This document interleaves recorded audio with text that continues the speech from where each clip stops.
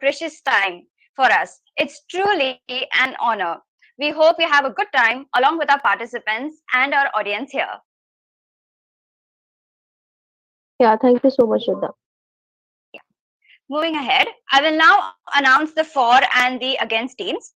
Team 29, that is Riya Singla, Prashant Ravi, and Jayati Dudani will be speaking for the topic, whereas Team 16, that is Pratik Lombe, Aditi Ambedkar, and Monish Meher will be speaking against being the forum states code of ethics and transparency of artificial intelligence should be regulated. I hope this is clear to all. Okay, Yeah. so from testing your word power in round 1 to battling your opponents in the fiery rebuttal round 2, you all have finally entered into the ever intriguing and, might I just say, tough round 3, a stitch in time. This round will test your quick thinking skills and verbal ability like no other round. So be on your toes as I recite you the instructions. These are the instructions for section 1. Each speaker has to make 2 to 3 new arguments in their speeches. The time for each speaker to put forth their points is 1.5 minutes. Every speaker must raise their hand before they put forth their point. The team speaking for the topic will go first. Take note, no point can be repeated or used by your teammates or even by your opponents. However, you can elaborate on their argument in your speech. Once all the teams have had a chance to speak, we will have a judge's questioning round where she will ask you questions and you can go forward to answer them. Again, take note, you must maintain the decorum no matter the circumstances. Feel free to ask any doubts or discrepancies you might have right now.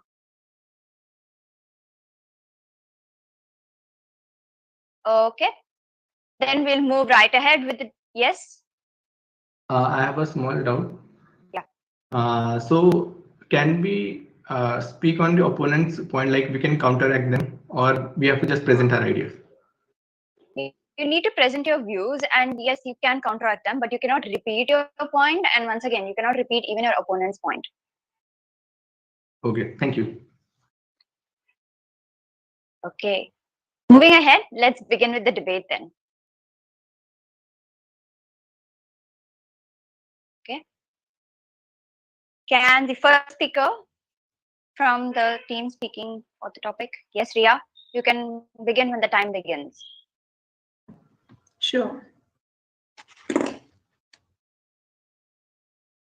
So panel, what do we understand by the AI technology? They are the replacement of the human intelligence by the mode of replacing them, augmenting them, right? As we understand that the AI technology can contain bias which humans themselves do because they're at the end of the day they're created by the human being. So it can make the unfair decisions because of the historical data in an unequal society like ours. For example, Amazon shut down because of the AI recruitment that were male dominating and kind of penalizing women. More than 60% of the recruiters in the candidates were male, and it kind of showed the discriminatory nature. So that's why after the 1 year detection, it was shut down completely, because in order to realize that the bias in society is necessary to be removed. Secondarily, we believe that the implementation of facial recognition technology into surveillance system can concern the privacy right. We have an example to support this. The Microsoft President Brad Smith published a blog post calling for government regulation of the facial recognition because it was destructive to the welfare of free and open society. And IBM also supported the stopping of offering technology of mass surveillance due to the potential for misuse such as racial profiling. Thirdly, we believe that the transparency is important to avoid the manipulation of the human judgment because it can provide the inactionable insights into the human behavior. We have an example of the data scandal by Microsoft and the Cambridge Analytica in which the data that of the voters was sold to the presidential election of Donald Trump and Ted Cruz, and thereby there was the $5 billion fine that was paid. So that's why we believe that the regulation is important to avoid any kind of hacks. Very proud to propose. Okay. Can the first speaker speaking against the topic come forward, please? Yeah, but am I audible and visible both? Yes, you're audible and visible. All right. A significant argument against artificial intelligence and its transparency is the potential lack of privacy. Artificial intelligence often gathers big data and uses unique algorithms to assign value to its data. However, it often results that AI tracks everyone's online activity. You can get free background checks. AI tracks your keynotes, your search history, your business websites, and a lot more. Some of this information can be also sold to third parties. Additionally, AI uses to track all this data that you take, all the information that you process on your personal laptops or mobile phones. If that is given completely out for transparency, then your personal information, race, your political beliefs, your religious affirmations, sexual orientation, health conditions would be put out there on the internet. Even when we choose not to give anyone this kind of sensitive information, it can be lost due to AI's capabilities. AI may track your public information. However, there is not a human check that the accuracy of this information may not be leaked everywhere. So, a lot of hacking can take place, your intellectual properties can be lost, and a lot of your personal information, which you wish to keep private to yourself, could be put out there on the internet. That's my time. Thank you. Okay. And the second speaker for speaking for the topic come forward, please. Yes, Jayati. Yes.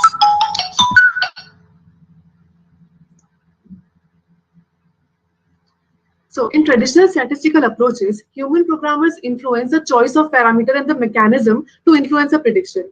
In AI systems, input to the model called features are provided along with the correct output through annotated labels. During the training, the AI system then identifies the relationship between input features and the labels. Understanding this relationship between input features and the labels becomes increasingly complex. This manifests itself as the inability to fully understand an AI's decision-making process and to predict the outputs. The problem, also called as a black box problem. With deep learning systems becoming opaque, it has led to this phenomenon being expanded. Simple linear models do offer interpretable solutions, but their accuracy is usually lower than deep learning models. Also, learning machines and autonomous AI are other crucial examples where there creates a responsibility gap because the manufacturer or operator cannot be held responsible for it in either a legal or moral sense because they have no control past the point of coding. We as humans always seek accountability for things we approach to. We try to usually not only understand what the advice is, but also who is the advice giver or how reliable he or she is. And trusting an AI system decision becomes a challenge if there is an agreement due to lack of explanation for all the stakeholders. And hence, a regulation will benefit at both the ends. AI has so far been developed in a regulatory vacuum with few laws or regulation designed to explicitly address this unique challenge and its responsibility. That's my time. Thank you. Okay. And the second speaker speaking against the topic, come forward. Yes, you can go ahead when the time begins. Yeah. Am I audible? Yes, you're audible. Yeah. So imagine studying for an exam really hard, working day and night, and joining the best tutorials and spending thousands and lakhs of rupees in it. And when you are ready for the exam, you go up to the exam fully prepared and confident. And just as you are about to start writing the paper, you realize that you have to share your answers with everyone. So now the people who haven't even worked hard, even haven't studied, will get the same answers as you. That is really devastating. That is the case. That is the case in transparency. Uh, as companies spend millions of dollars in R&D, research and development, and coming up with sophisticated algorithms that give them an edge in the market. If they are up to share this with everyone, that will actually be devastating to each and every company. There are actual importance to all of these algorithms. Let me take an example. If startups like India Maps start giving their data freely without any licensing to other companies like Uber and everything, they will be completely they will be completely under the ground, and all of that they stand for will be gone. So there needs to be a specific domain of a curtain between all of this. That is my point. Thank you, everyone. Okay. Let the third speaker come forward. Yes, and the third speaker.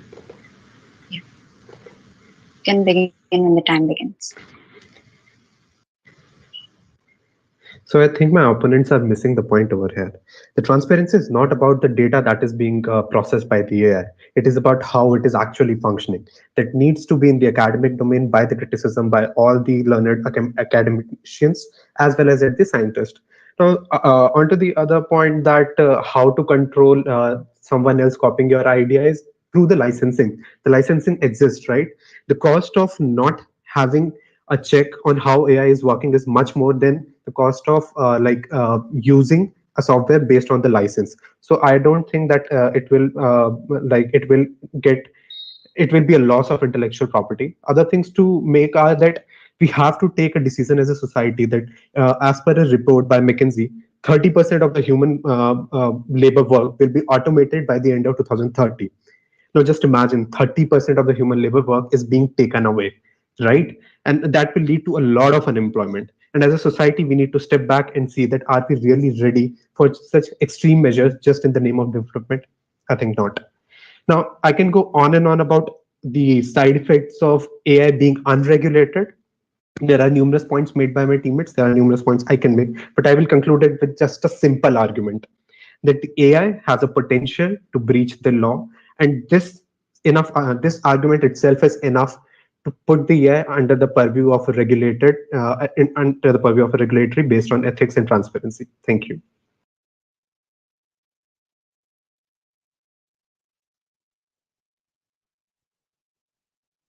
Yeah, am I audible?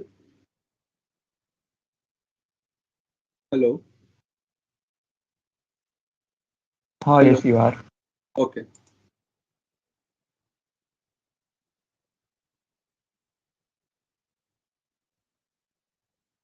So here my opponent talked about licenses. We all already aware about loopholes that exist in regulations that are present. We all know about tax evasion that the companies are already using to as a loophole. Such loopholes can also be found out, yeah, in when AI is regulated, and AI is capable of so when AI is regulated and it creates basically a false image in the minds of consumer that what we are using is regulated and we can trust over it. But we cannot have a guarantee that all the things that AI is able to capable of doing of is regulated. Next, my point is AI is used in cybersecurity applications in various fields like um, antivirus products, analyzing system and network tools, etc. Making such critical AI systems open to the world will make it an easy job for the hackers to create counter system which were able to penetrate these systems easily. And next, AI is used in finance-based applications. I'm taking an example.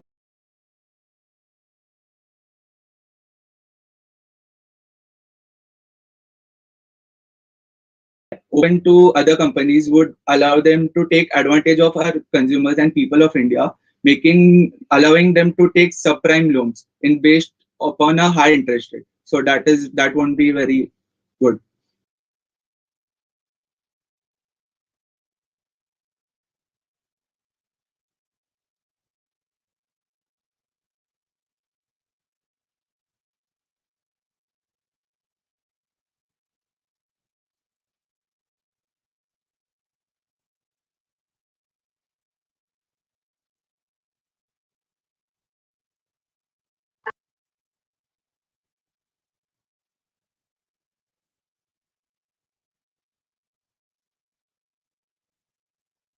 The host just got disconnected. Let us wait for a minute.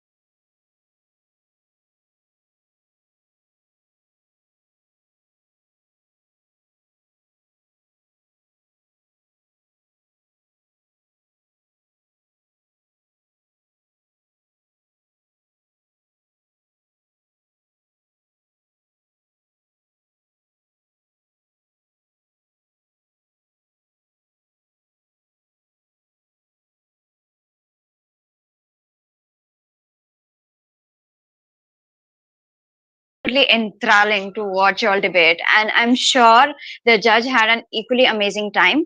So, moving forward, we've got a surprise section 2 for y'all. Don't worry, I've got y'all instructions, I've got y'all covered. So just keep your ears forward and think while you talk. That's all I'll say. Coming to the sections, a video will be shown to you all to determine your topic. On that note, the stage is open to whoever comes first gets the liberty to choose. Whoever comes to speak first gets the opportunity to choose for or against here itself. Every speaker speaks only for 20 seconds.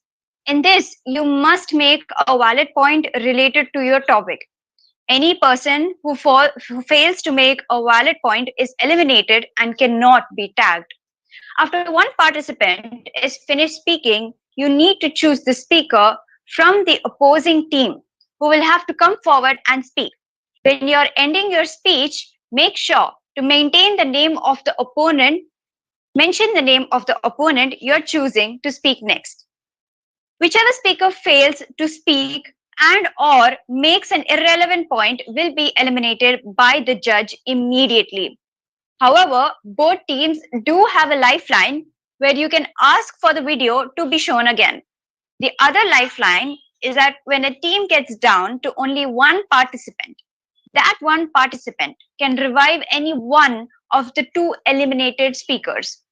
This eliminated speaker will then have only two speaking chances, after which you will all be eliminated. You can use this chance for only once. This format will go on until a team is eliminated completely. Note that if a participant fails to speak in the 20-second timer, they will also be eliminated. That's it for the instructions. If you have any doubts and queries, please feel free to ask.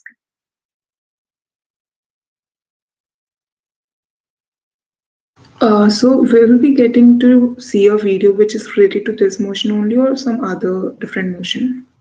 Yes, it will be related to another motion. It's not this motion. Okay.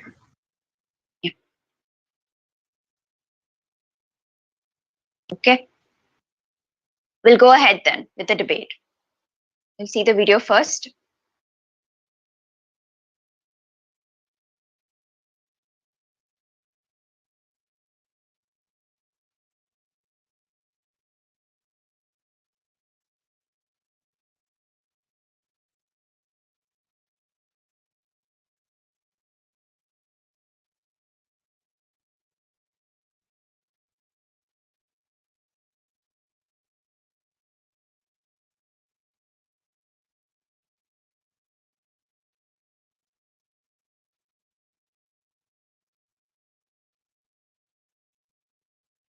Yes. Prashant, just a second. Can you pause the video there? Okay, the video is over. Just a Prashant, minute. I quickly have a doubt if I can ask it. Do we Sure, have sure. to state the topic in that 20-second as well? That what's the topic of the video? Yes, you have to state the topic. Yes. Okay. State the topic and then put forth your statement. Is there audio to this video? No, there is no audio to this video. Okay. Okay, let me know when we can start.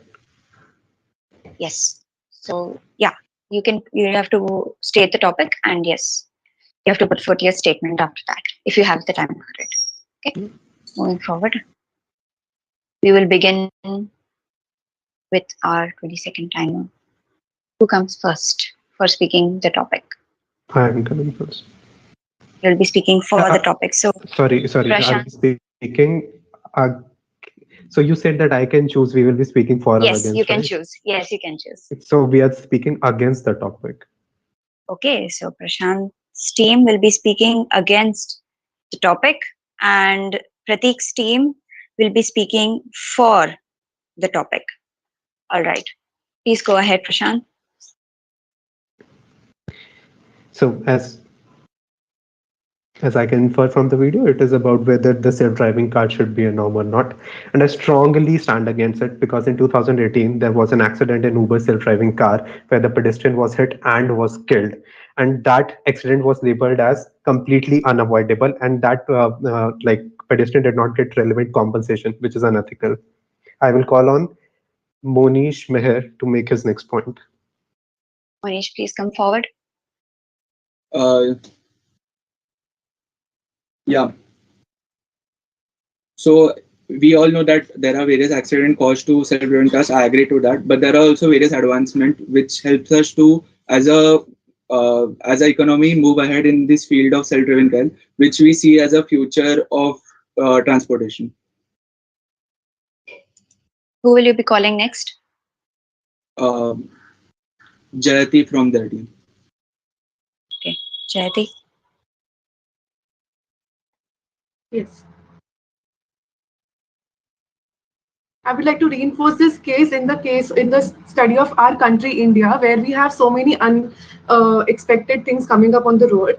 There are animals, there are potholes, there's everything. So the self-driving cars is not a feasible option at all. Next, I would like to call Prateek.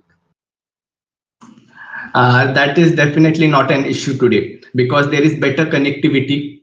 Like shown in the video, like more device, if more people adopt this technology, there are advancements in algorithm. The best example is Tesla. There is also proven records that Tesla can predict accident before it happens. So there are videos you can go check online. So live in the future. I would like to call out Ria as the next speaker. Okay.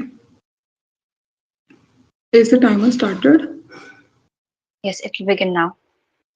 As we see that in the case of our own nation, the laws are not in the place. If we just use the self-driving cars, which have no one in the place as like the one who is owning that car while driving, then there'll definitely be the abridging of the laws, and the people will not be relying on each other. Like they'll be definitely just putting the blame on that, oh, the person who was just roaming the road, he was not careful. So that's an issue. The next speaker from the other day. Priya, you need to choose a name. Oh, I don't know the name of people in the other team. So we've got Prateek, Aditi, and Monish. Aditi. Okay, Aditi. All right. Am I audible? Yes, you're audible. Go ahead. One of the major pros for self-driven car is that it will be societally cost saving because reports have shown that autonomous vehicle can help save society approximately 800 billion each year. So self-driven cars are definitely cost saving for the society. Next participant, it's up to you to call. Okay, it's up to me. I would like to call Ria to speak up next.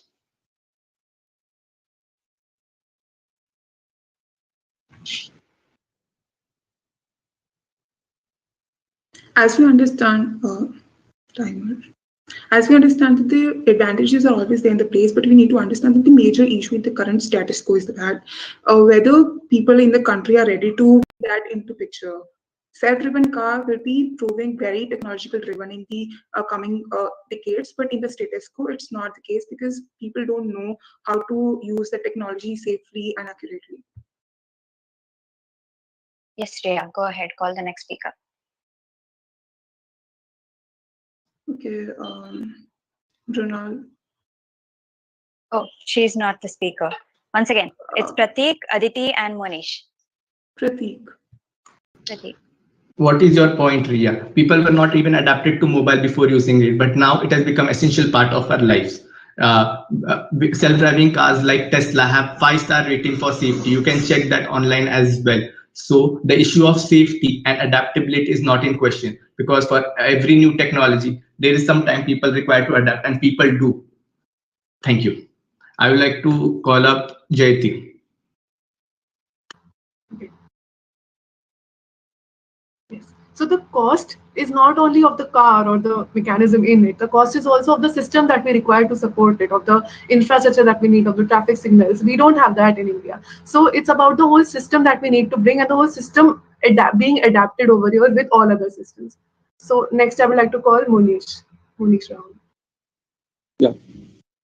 So we are not only considering India as a point here, we are considering the whole world. We are seeing similar technologies first, which are developed in other parts of the country like US, then which are brought into India, which have increased safety. So we should take that into consideration. Next, I would like to call Prashant. I I want to highlight that claim made by opponents of $800 billion. I believe it's dubious because the industry itself is not so big.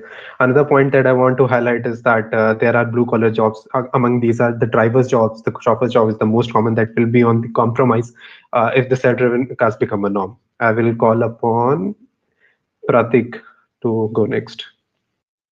No, the industry is that big. There are major players, and market value of that is more than you can even imagine. The advancement in technologies is actually very relevant, and IPs in this are actually very valuable. So the point that you make is again very flawed, like all your other points. So I would like to call up Ria next. Right. So thing we need to understand over here thing that we need to understand over here is that the self-driven car are very much prone to hacking because there is this continuously tracking and monitoring system in the place, and it can lead to possible collection of the personal data, which is definitely against the right to privacy that we have in the constitution if the country that we're talking about is democratic in nature. Yes, Riya, you need to call the next person, Pratik. Okay, I'll Maybe or call Manish. Munish. Yeah, when she speaks about collecting data, this data is necessary for the self in the self-driven car, which is important for the car to analyze where it is going and to predict the future routes and roads which it has to take. So that data which it collects is a part of the system that needs it to do so. So that won't be a relevant point in that. Next, I would like to call out Jayati. Yes.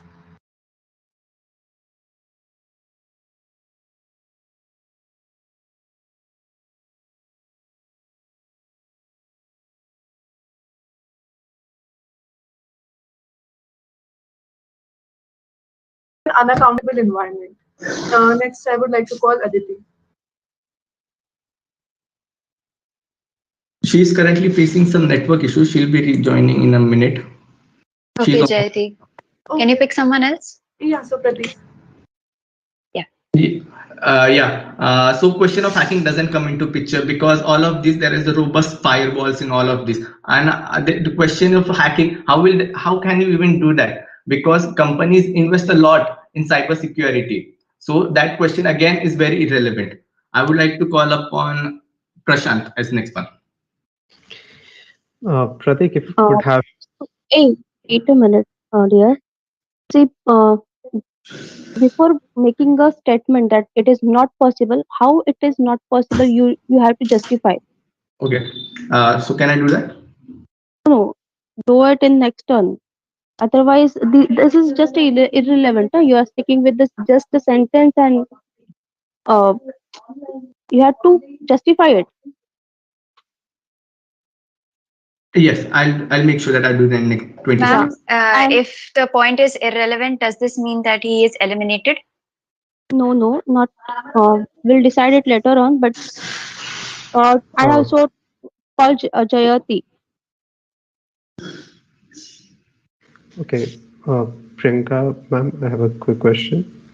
So the point just you made was going to be my point. So if I prove the opponent's point to be relevant, will they be eliminated? Yes. If going by the rules, ma'am, he will get eliminated. Okay. Let me know when we can start. Yes. So Prashant, you can go ahead. Yeah. So Pratik, you made a point that they're spending so much in hacking is not possible. Have been this the case, there wouldn't have been coming new versions of patches for antivirus, new viruses every day, right? There is a system in place and there's a loophole in it, and it can be exploited at any time, and therefore we have so many patches coming back to back. So I think your point stands invalidated. Okay. So since the point is invalid, ma'am, have you judged that this point, Pratik's point, is invalid? I would like to counter. Then Pratik, I'm so sorry. No problem. Yes. But yes, you are eliminated Okay, from this so section is as of now. Aditi back? I have to call upon next speaker, right? Yes. Pratik has her network issues been solved? No, I'll call her up. She's still on hold. Please do. Okay, I'll call upon Munish to status points.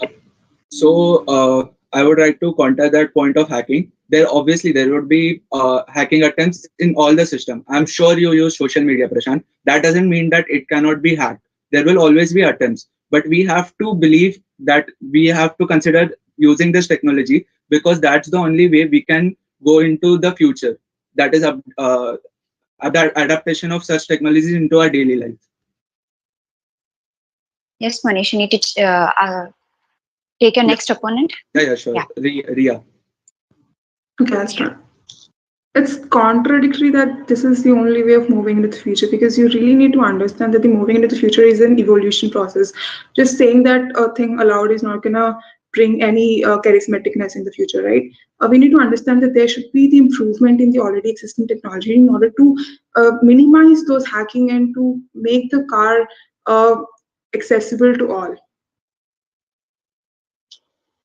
Yes, Riya. I'll call upon, is any of the participant exempted from their team? Yes, that is Riya, Pratik. you have to analyze all these things, no? You have to analyze. You are the part of meeting. Yeah, actually, Every time she will not uh, give you all these suggestions. Who are the team members and all.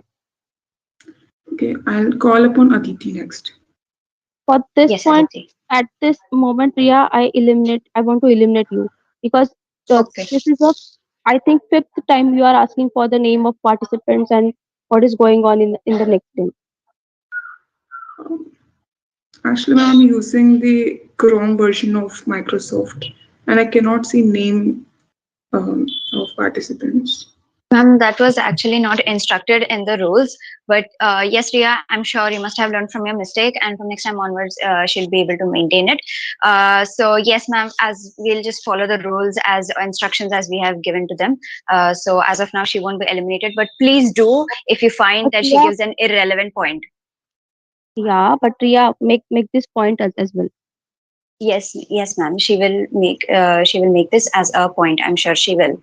Yes, Riya. Aditi. Yeah. Okay, Aditi, move forward.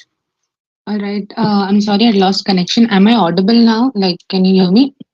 Yes, yes, you're absolutely All right. audible. You can start. Yeah. All right. So one of the major benefits of self-driven car is their ability to communicate with each other. With this ability, they can communicate in real time, and cars would be able to travel efficiently at optimized distance from each other, and hence this would obviously curb down the problem of crashes. And they'd also determine the best route that you could take that could eliminate your bumper-to-bumper traffic jams. I would eliminate Jayanti. You won't get eliminated. You'll get to choose. I'm sorry. I'm very sorry. I would choose Jayanti. Yes, sure. Definitely.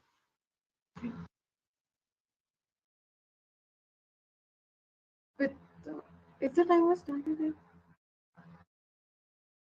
Yes, the timer begins.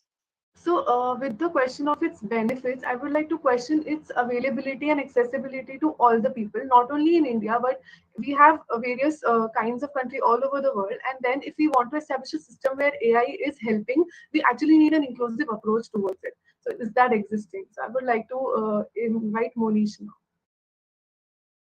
Yeah, so the question again comes to the adaptation of the technology. As we adapt the technology, more and the more users will increase. So we have to look at self-driven car as a good thing in order to adapt it into our system, so that it would be available to a huge variety of people and classes, and more companies get into this self-driven car race. So I would like to call Prashant next. Yeah, Aditi. So, sorry, start that again. Sorry.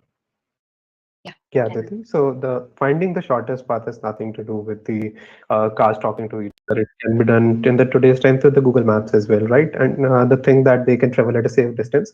So I really want a solid argument about it. That can human judgment be overseeded by an AI, at least on the road where things are so uncertain? So I'll call upon Aditi again to respond on this. The human judgment, definitely, it's not the part of a human judgment in comparison to AI. Right now, we are talking about the fact that how self-driven cars could be getting into accidents more and more, and the fact that they will be having their own communication system. They are smart enough to look forward into problems that can produce maybe crashes or things like that. It's not comparison. Yes, Aditi. Whom will you call next? Ria. Okay, start. Yeah. See, guys, firstly, we need to understand that the AI driven car are also the invention of human beings. So, saying that the crashes are not possible or there'll be no malafide or any kind of glitch in the system is a very exaggerated statement. And this is something which we cannot boomerang upon because there are glitches in any technology that is created. Now, I would like to call upon Munish next. Wait, Prevent. Yeah. Riya, you have to justify that point. Just directly you are denying it. Justify that point now. Why it is not possible? What are the technical terms available? Okay. The same mistake Yes, ma'am. Pratik, same mistake Pratik had done in opponent team. So, ma'am, So does this mean Ria is yeah, eliminated? yeah. Okay, Ria, you are eliminated. You will not be allowed to speak further in this section. Hope you understood that. So, from both teams, Pratik and Ria have been eliminated. Just to give you all a recap. So, please go ahead. Monish, you can start Yeah. speaking. So when my opponents talk about crashing in self-driven cars, in normal cars, that we cannot blame on the algorithm and AI part of the car itself. It also happens by us humans. So we should consider that as a advancement, because using self-driven cars in everyone is using self-driven cars, that would in turn reduce these accidents. Next, I would like to call Jayati.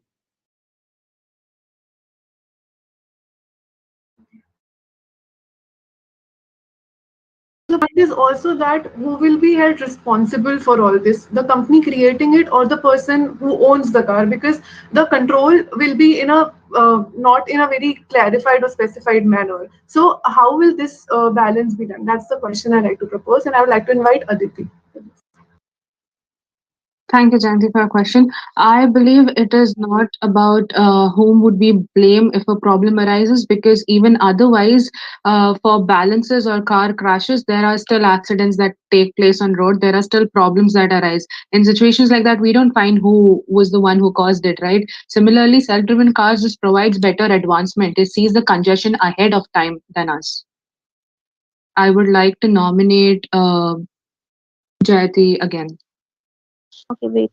Shraddha, shall I ask one question? Yes, ma'am, you're permitted to ask. Students, let me know or make a comment on traffic which is balanced by this AI car or self-driven car. Make a comment on the traffic regulation or what are the solutions. Can I? Yes, whom were you going to nominate, Aditi? That person will go Oh, next. Jayati. Yes, Jayati, go ahead.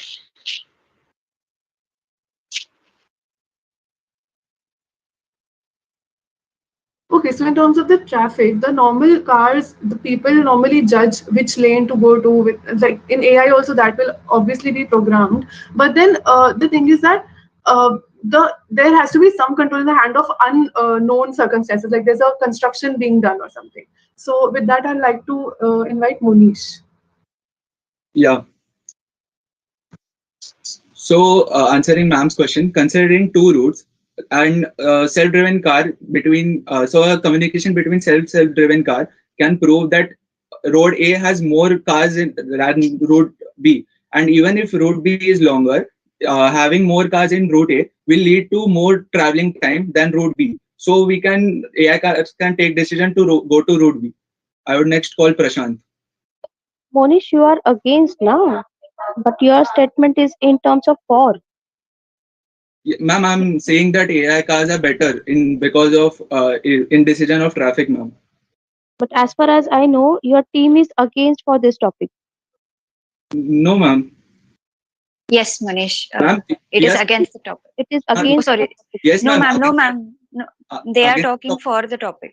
yes, ma'am. Against the topic of crashes in self-driving cars, ma'am. Okay, okay. Then I Yes, ma'am. think Jayanti's point is not valid in that case. Yes, ma'am. Yes, ma'am. I question that how will the AI monitor all that thing, and See, you tell that the new constructions are unknown to the human-driven car, but it is well in advance known to the AI-driven cars. That was not my point. Can I elaborate now? No, you cannot elaborate. Ma'am, your judgment, will she be eliminated or not? Wait, will hold. Jayati, go ahead. Okay, so I was saying that in case of sudden kind of things, then how will AI be monitoring this? Because there is a change of even rules in terms of like a traffic policeman handles these things. So how will AI tackle that?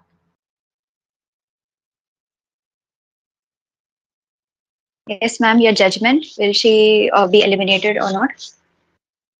No, no. Okay, Jayati, you can take the next participant's name. No, ma'am, Uh, Monish said. I had chosen Monish called upon me. Okay, Prashant, go ahead. Okay. Yeah. Okay, Aditi. So yeah. Okay, Aditi. So you made a point that it's not about who to be blamed, right? But it is about who to be blamed because there are rules and regulation, the laws on the road. When an accident happens, to claim the insurance and all, you need an accused, right? Otherwise, companies bend around these rules. So I don't see how that point made a relevance. I'm sorry to say this, but that's what I think about it. Ma'am, what do you think about it? Okay, I will ask one question. What about can we modify the cars? Ma'am, but can you first tell me whether you feel that Prashant's point was relevant? That way, we will judge Aditi's elimination. Uh, I think Prashant's point is not that relevant Ma'am, I because have a Okay, counter ma'am. for Prashant. Can I elaborate, ma'am, for a minute? no, Prashant, no. Ma'am, I have a Okay. counter for Prashant if you let me. Manish, you will not be allowed to counter yet. So please mute. And yes, ma'am. So does that mean that since Prashant's Yeah. point is irrelevant, he's eliminated? Yes. Okay. Okay, Prashant, you're eliminated. You are not allowed to talk for the rest of the section. Okay. Okay. Yes, ma'am. We will be going ahead. So the next person, that is Prashant. Can you please take the next your opponent's Yeah, name? it will be Monish. Okay, Manish, go ahead. Yeah, when the question comes on who to blame, all these self-driven cars are 24/7 recording all the things are happening around them. So when an accident takes place, they have already captured the footage of what exactly happened and whom to blame. So that would be a great point for having reducing the crashes and whom to blame in such if such accidents occur. I would like to call Jayati next. See, it is not a point of game. The question here is we are here to solve some problem. I have raised a problem of traffic management. Uh, You are moving it somewhere around, Monish. Ma'am, I was answering Prashant's question, but I've already answered For the that, traffic question, I for guess. Ma'am. that question only, Prashant got eliminated. Okay. Ma'am, I answered the traffic question before, but using the lanes problem. Ma'am, so does this mean that since his point is irrelevant, he's eliminated, or will you like to keep him? You have He's to stick eliminated. to the point now, Monish. Yes. Eliminated. You are also eliminated. So I Okay, think Manish, you are eliminated. you are only remain in the team. Jayati and Aditi. Yes, Jayati and Aditi. Aditi speaking for the topic and Jayati speaking against the topic. You may continue.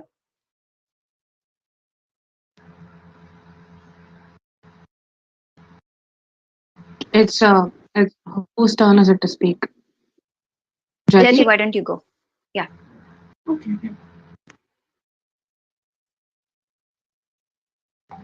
So while talking about traffic, it's also the other things associated with it, like the advertisement happening, the billboards, the while you cross the street, you pay attention to what's happening all around you, and that can somewhere be missed by the self-driven cars because people might be involved in their own work and the car is driving itself.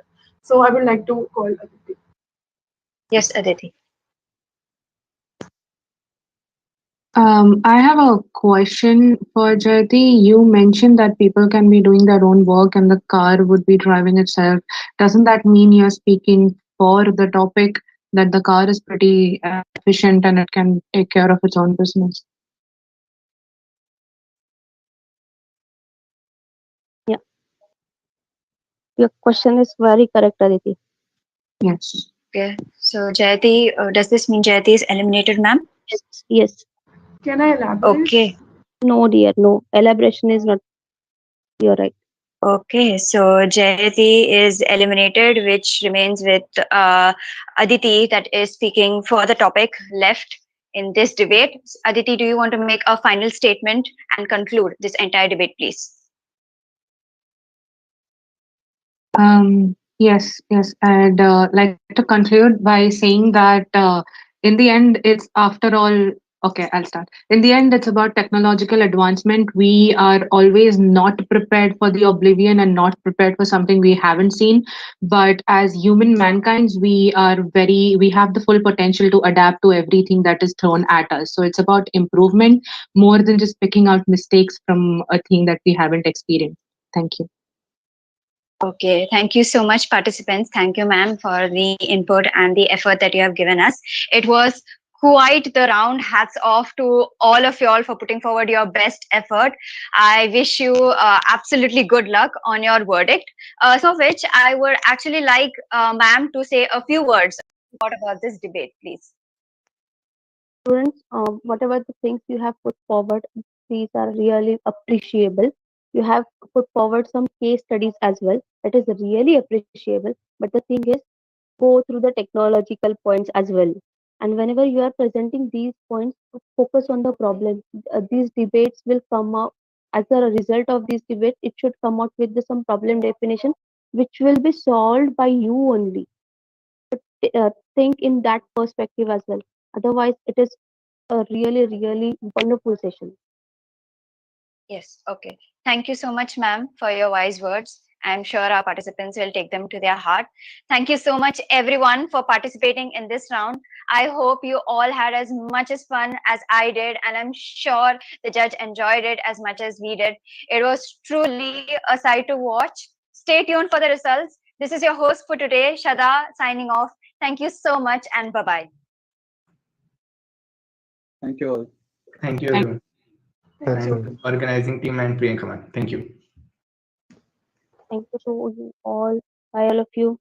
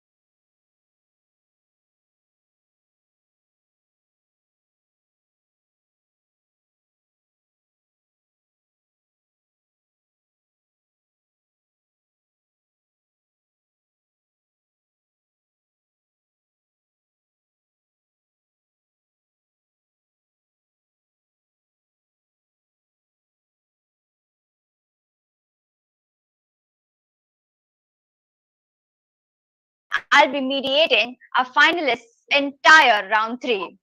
Before we begin, I must ask all of the participants to switch on your cams, otherwise marks will be deducted.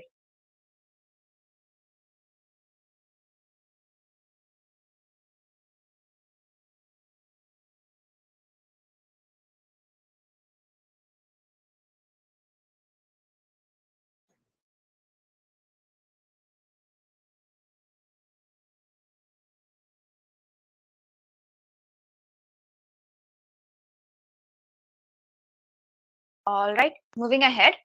I will now like to introduce our judges to our participant as well as to our audience. Preeti Hendani ma'am, I'm so sorry ma'am if I pronounced it wrong. Thank you so much for sparing your precious time for us. It's truly an honor. We hope you have a good time along with our participants and our audience here. Thank you. Okay, moving forward, I will now announce the for and the against teams. Team B8, that Ishan Gundre, Parth Sharma, and Rahul Deshmukh are speaking for the topic, whereas Team 44, that is Shabarish Ramaswamy, Arfa Upade, and Sonia Mishra are talking. Believes there should be a specific education qualification criteria in place for politicians contesting to hold a public office. I hope this part's clear and we'll move ahead. So, from testing your word power to battling your opponents in the fiery rebuttal round of round 2, you all have finally entered into the ever intriguing and, might I just say, tough round 3, a stitch in time. This round will test your quick thinking skills and verbal ability like no other round, so be on your toes as I recite you the instructions. Each speaker has to make 2 or 3 new arguments in their speeches. The time limit for each speaker to put forth their points is 1.5 minutes. Every speaker must raise their hand before they put forth their point. The team speaking for the topic will go first. Take note, no point can be repeated or used by your teammates or even your opponents. However, you can elaborate on their argument in your speech. Once all the teams have had a chance to speak, we will have a judges questioning round where they will ask questions and you can go forward to answer them. Again, take note, you must maintain the decorum no matter the circumstances. Feel free to ask any doubts or discrepancies you might have right now.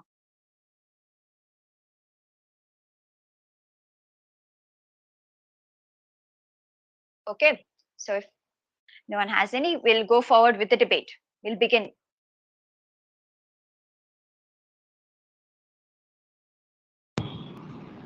May I start? Yes, the team speaking for the topic, you may begin when the time starts. Yeah. Okay, I'm Nishan Gundre. I'll go first from my side. Wait, just wait. Yeah, ma'am.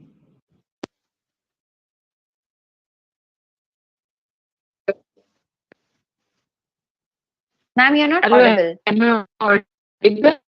No, No, your voice ma'am. is cracking a lot. Yes, ma'am. I think It's breaking a lot. Okay. Just a second. Yeah. Hello?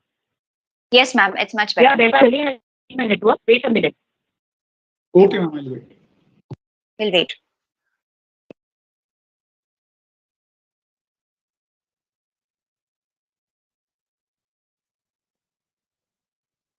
Can you send me the link through mail? That join.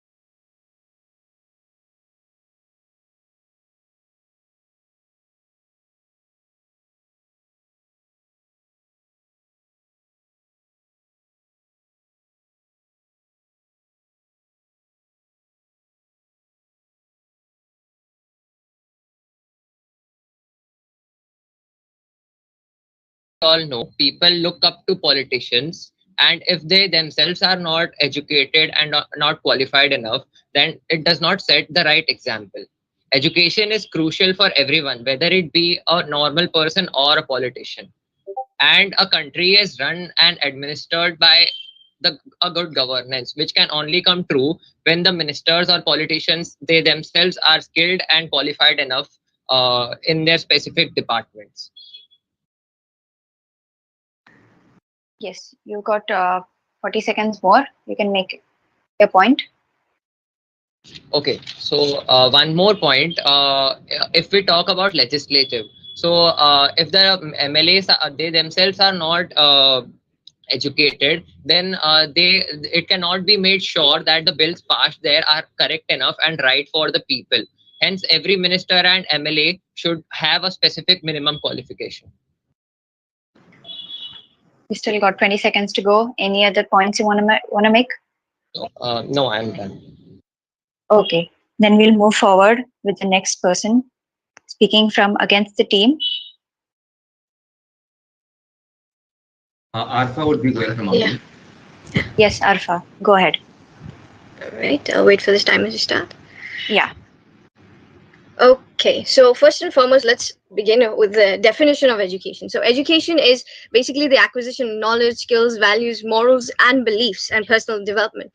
In no manner does that definition have the word qualification, degree, or stamp of approval. In all, what it's trying to tell you that you do not need all those things. All you need is interest and to do. And if you've gone through that process of having the skills, values, morals, and beliefs, you automatically will do great in whatever endeavor you've taken upon yourselves. So that's one thing. Then second point, degree education is created by people who are good in the field, not the other way around. Simple example, Euclid invented geometry, but guess what? He was illiterate. Next thing is, now let's talk about specific education qualifications. I've got 2 points here.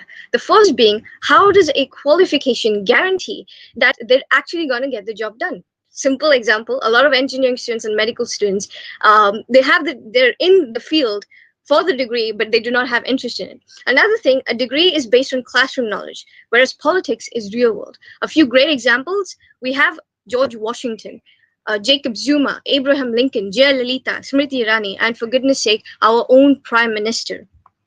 So that is basically what we're taking about to say that we're against that politicians require an education qualification to do the job well. Thank you. Okay. Can the next speaker speaking for the topic go on? Yeah, I'll be going. I've raised my hand. I'll go next. Yes, Ishan. Yes. Hello everyone, my name is Ishan Gundre. I'll start. Like the Ocean mentioned, politicians gain experience by working in their particular fields. But what about when politicians change their portfolios every new term? This term's defense minister can be the next term's finance minister, and the same person can take the office of the home minister in the next term. This does not guarantee that that particular minister has the knowledge and experience to govern or to make rules regarding each and every field or each and every portfolio. They need some educational qualification so that we can determine that this particular individual is fit enough to govern or to rule or to make laws which affect the entire country in one particular field. If the same person goes into each and every field, then those laws are not fixed to be well enough to be used for the entire country.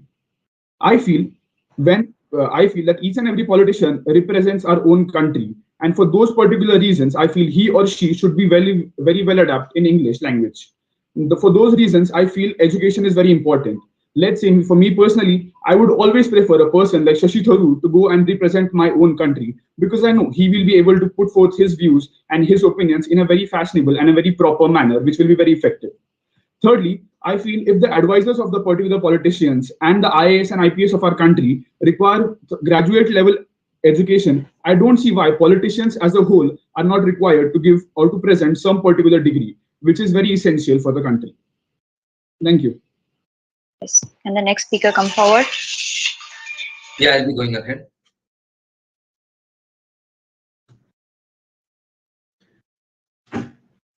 Thank you. My name is Shabresh Ramaswamy. Now, I'd like to start by saying that we live in an egalitarian and, most importantly, a secular and a democratic country. We live in a democracy where the constitution believes that we are equal regardless of any factors. Article 16 of the constitution clearly states that the state shall treat everyone equally in the matters of employment. No citizen shall be discriminated in respect to any employment of office under the state. This is in the constitution itself. If the current government decides the criteria for people who will be eligible to go for the next government, then democracy has already been lost. Moreover, education is just an aid. It's not an encompassing guide. If it was, then ISIS leaders would not be masters and PhD holders. Al-Baghdadi had a PhD, whereas Bin Laden attended Oxford. While this argument might look good at the very first second you look at it, but it has horrific parallels with the discrimination caused by British who did it in India. They had that the English-speaking Babu, if you were not one of them, then you were not allowed to hold positions of power. Moreover, consider if you are a ruling party supporting religion X and you say that you have to have education only in religion X to have a stance at the next election, then how can we save the secular and the democratic fabric of the country? Thank you. Can the next speaker come forward, please? Yes, my name is Rahul Deshmukh and I'll start in few.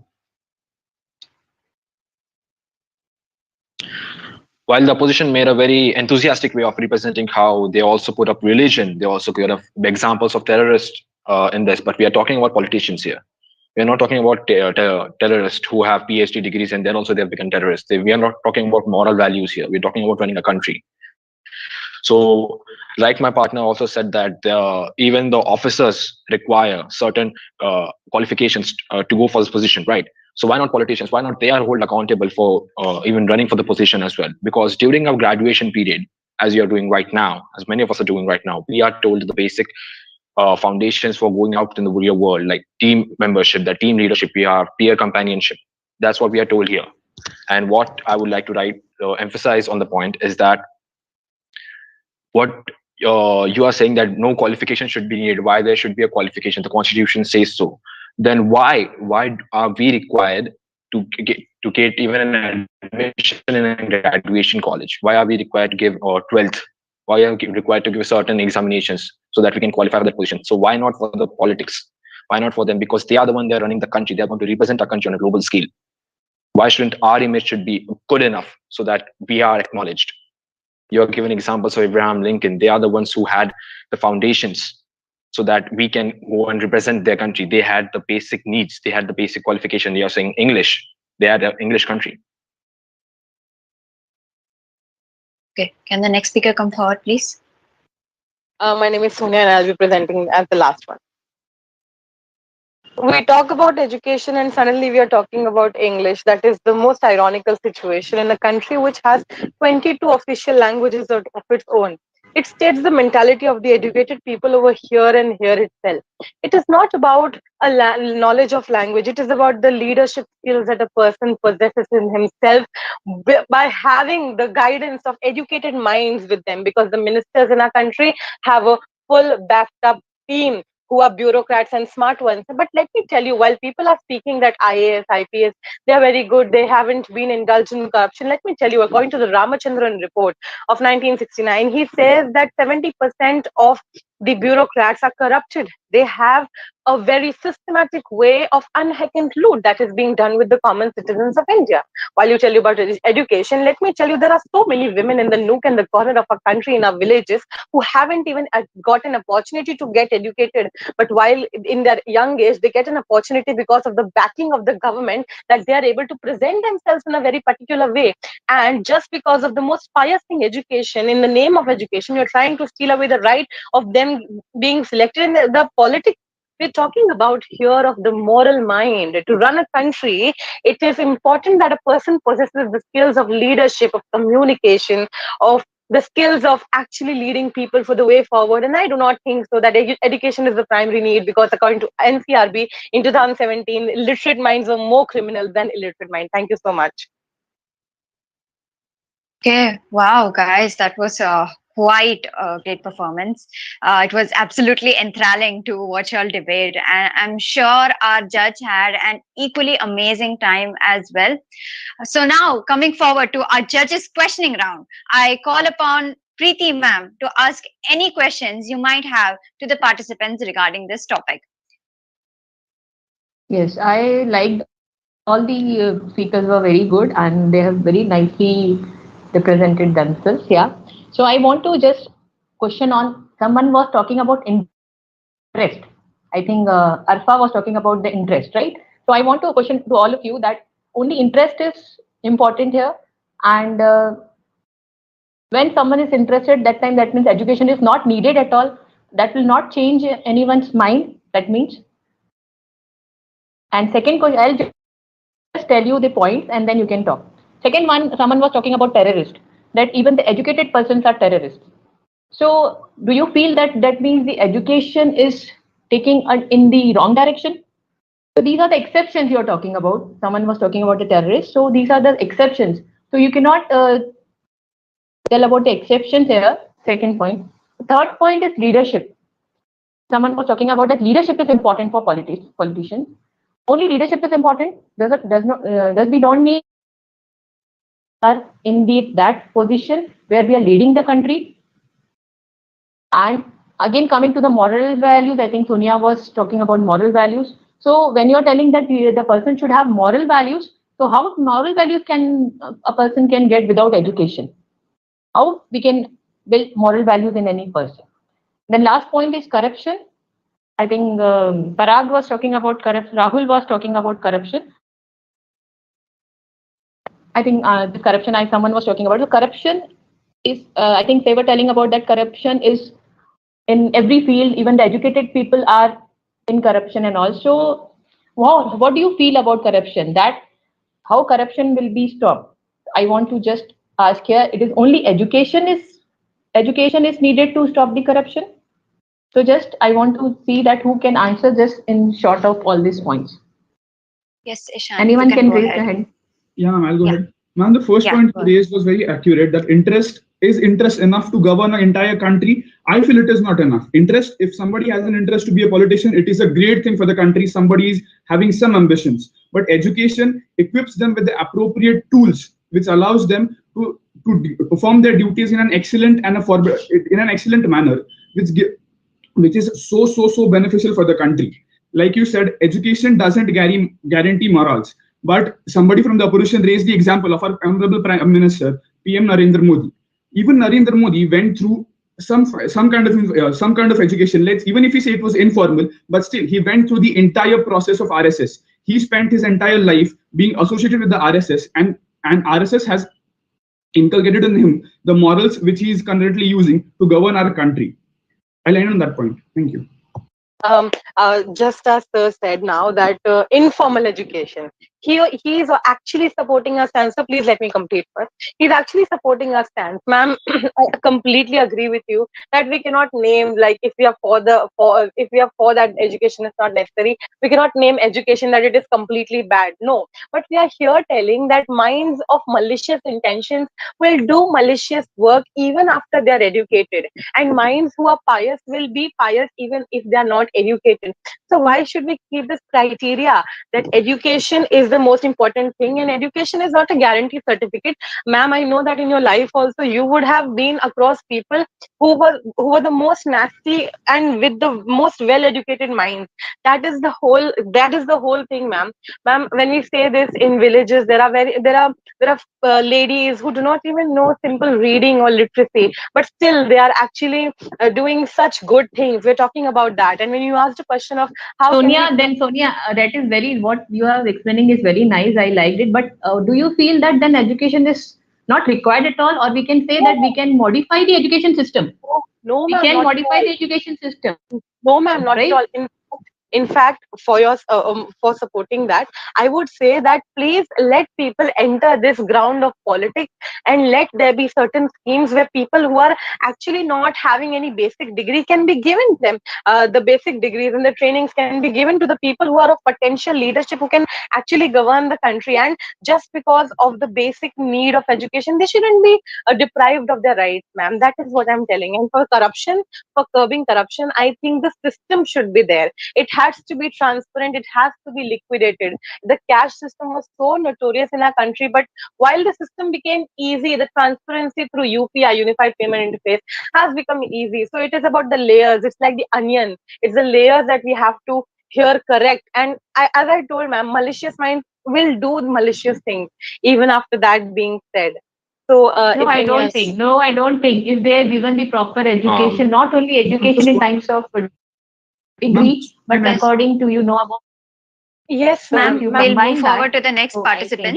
Yes, I think we move forward to the next she's made a participant. point. Sonia. Yes, Sonia has made a point. Rahul, go ahead. Ma'am, what I'd like to emphasize is that, Miss Sonia ma'am said that these are the points that there should be there should be an accountability, there should be a transparency. So I wanted to ask her that if at all she were not educated, would she have such vision of being able to differentiate or being able to account to hold that this is right and this is wrong? Would she have that? And like the other person said that he's a terrorist, Laden was a terrorist. So do you think that during their education they were taught how to make a bomb? Okay. How you can terrorize a country? Rahul, this is not a rebuttal round. No. I'm just emphasizing. Okay, Yes, ma'am. I'm just question to you only. That do you mean that every educated person is very, like Sonia told, that educated person mind is also malicious mind. So do you feel that every educated person will behave in the same manner, or very nicely they will behave? No, ma'am. What her While we point are was being also right. What for her point was also right, that even educated people are in corruption. So that point I want to, that what you answer for yes, that. ma'am. Yes, ma'am. Yes, ma'am. Ma'am, while we are giving our educations in early life and as well as we are in graduation, we are given the moral values. We are given the basic required skills when we enter the country. So what the other person is saying, that a person who has not at all attended any college must have or will be having a better view at the world, rather than a person who's the whole day, I mean the whole day during his school life, he was given moral values, he was given the skills, he was given that this is right and this is wrong.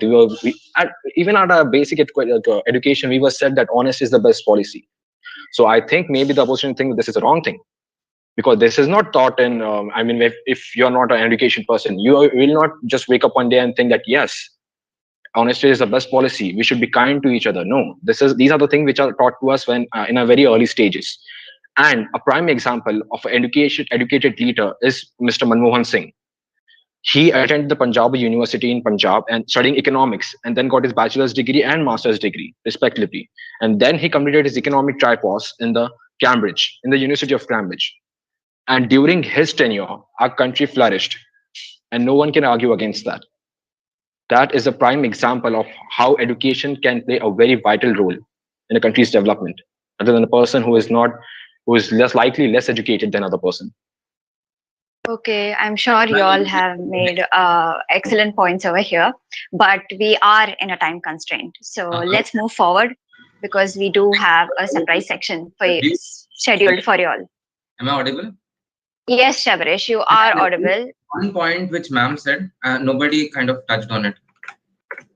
I'm so sorry, but the time's up. We are in a pretty tight constraint, so we have to move forward. Shraddha, is there just 1 minute? Because there's one thing that we want to clarify. Just one point. That's it. Short time. Okay, so Shabarish can go first, since he had asked. Shabarish can go ahead for 1 minute, please, and then Arfa, you can go next. But please keep it short. I must ask you of that. Yeah. So, ma'am, you just asked one point, which does education put a person in the wrong direction? While I'm here to say that education does not, like in terms of terrorism, I wouldn't say education puts them in right or wrong direction, but that's exactly our point, that education should not be education in terms of, according to the topic, in terms of qualification, specific qualification, that should not be the sole criteria to determine whether a person should or should not be allowed to contest elections. Thank you. Okay, Alpha, you can go next. So, ma'am, just Alpha, can you take 30 seconds and give me 30 seconds? That's it. okay. So, ma'am, as Shabrish just mentioned, that the topic is like qualification criteria. We're not against someone being educated. We're just saying that the qualification criteria should not be, as he said, the sole reason for making someone this thing. Another thing, a lot of us might know that we say ki ha ye to hame sikhai jayega. Sorry, we'll be learning all of this here and there, but self learning is priority. A lot of us have heard that, right? So self learning is a thing. I And was ma'am, just countering one point. the most deteriorous thing that I want to say is that Afghanistan is being governed by Taliban, and Taliban translates to Taliban. That is the person who's getting talim in Urdu, and they are actually students, and what they are doing to a country is the prime example that education is not a guarantee certificate of what can be done and what not. I'll just take 10 seconds. I'd just like to add that education just gives a person a tool. So what he does with education is up to him. You can't blame someone who has gone through, who has taken proper education and he does bad things. It is up to his own morals.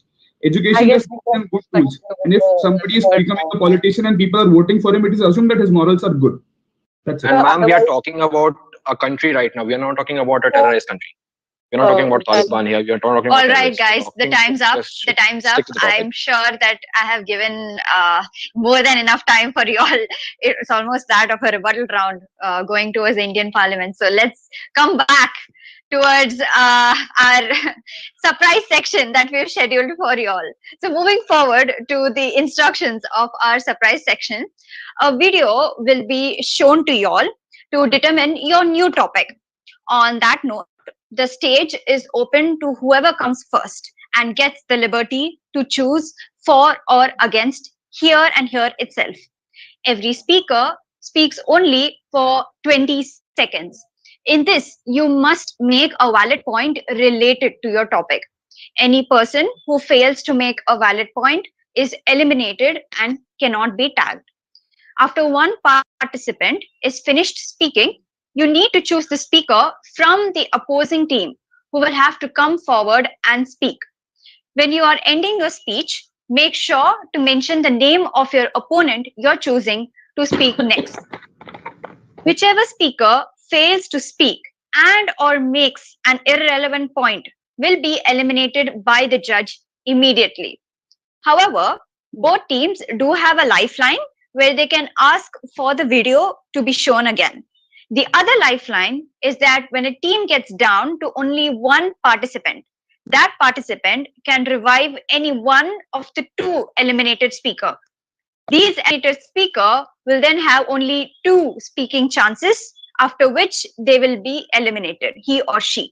This is only once. The last participant can use this chance only once. This format will go on until a team is eliminated completely. Note that if the participant fails to speak in the 20-second timer, they are eliminated. That's it for the instructions. If you have any doubts, queries, please feel free to ask. So just confirming, it will be like this, right? So one video will be shown, and then we can the first speaker who wants to speak will be automatically for the topic. Their team will be for the topic. Is it like that? Yes. Okay. So can you just show the speakers of both the teams, because we have to choose, right? For example, once my speaker yes. I can choose. I will announce. Say Parth next, like something like that, right? Yes, I will announce the team members' names. If you all want, you can write it down, note it down wherever you want to. And Shraddha, that means that they have to speak only once for 20 seconds? No, ma'am, not once. Then? They can keep going on until you eliminate one of them.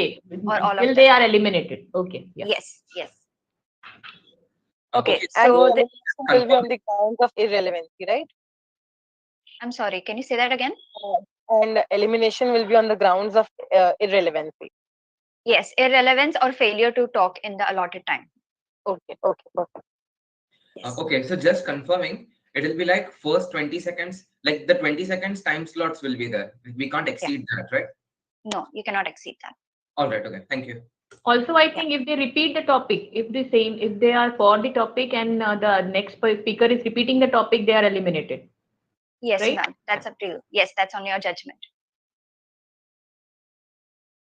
Okay, so I will be mentioning, first we'll see the video, and once the for and the against teams are decided, I will mention the names to you all so that you all have a clear approach on it. So let's show the video first.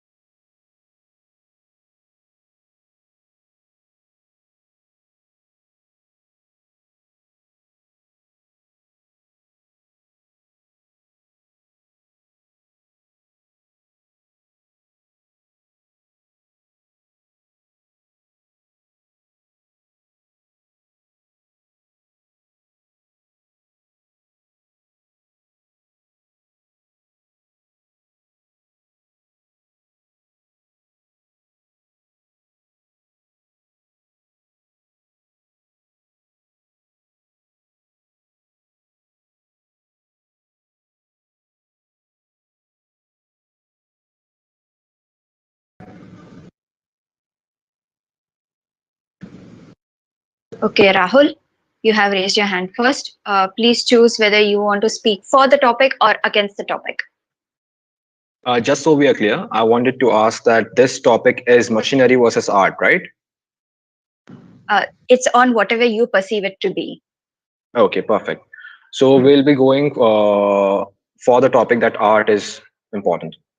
Okay, so Rahul's team, that is Ishan Gundre, Parth Sharma, and Rahul Deshmukh, will be speaking for the topic, whereas Shabarish Ramaswamy, Arfa Upade, and Sonia Mishra will be speaking against the topic. Rahul, you may begin when Yes. the time starts. So I would like to emphasize on what, like it was shown in the video, that when humans are the ones who are producing or who are making the art, it is very delicate. It's very, what you can say, profound and immaculate. Whereas when machines are involved, you cannot just held them accountable, because a single malfunction can even be fatal or can even harm a person in so manner. And I would like to choose Sabresh to go ahead.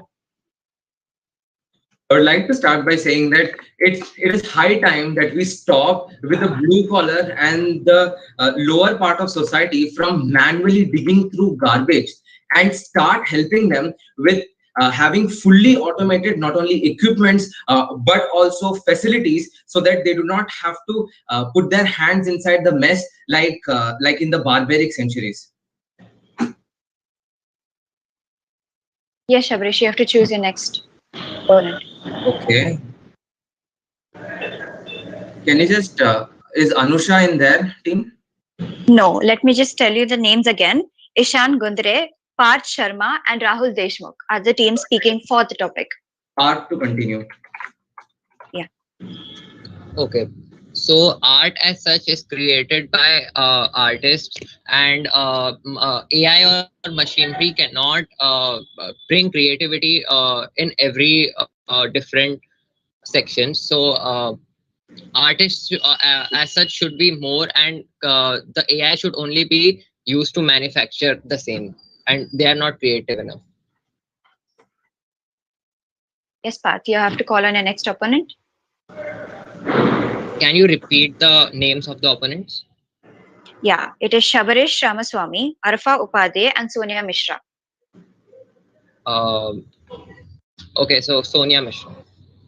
Okay. We say to human is to err, right? We say humans are meant to be commit errors. So that is what we are supporting automation. Let the most minimal jobs of the pyramid be done by machines, and let human be human. Let humans be creative, and let them be the way they are. Now is the time that we bring artificial intelligence for the benefit of the human being, and not for actually deteriorating the stance of human being. I would like Ishan to go up. Yes, Ishan. If you're promoting arts and crafts, if you're not promoting arts and crafts in our country, it by default means that people who have been carrying that particular art for centuries and for generations are at a loss of livelihood. At the same time, I feel humans should always develop their sense of innovation among themselves, which is not possible if everything is given over to artificial intelligence and machine learning. I'd like Arfa to go next.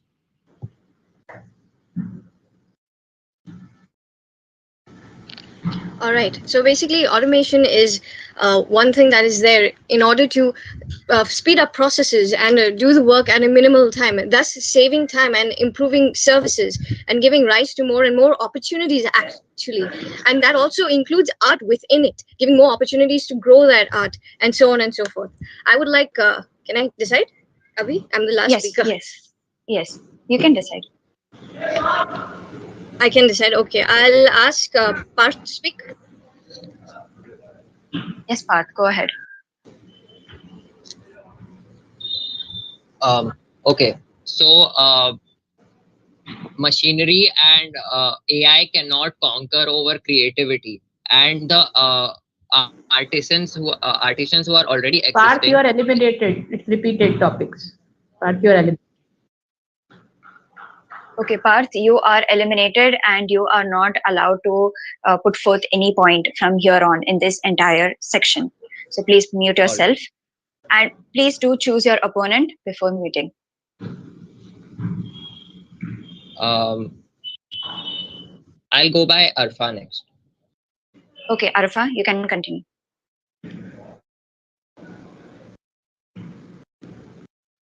We would like to use our power up, or one chance we have to review the video again, right? Yes, but the participant speaking, that is Arfa, is supposed to make the decision. All right, cool. Okay, can we also, this is before, is it necessary that what the 4 team has said, that this is the topic, is it necessary we have to go with that topic, or can we say based on our understanding of the video? Based on the Hello? 14. Based on the 14. Hello? Yeah. Okay, based Am I on the audible? 14. Yeah. Yeah. Okay, all right. Okay, so automation is basically, we've got so many algorithms, so many things that are coming up that have taken art to another level in itself.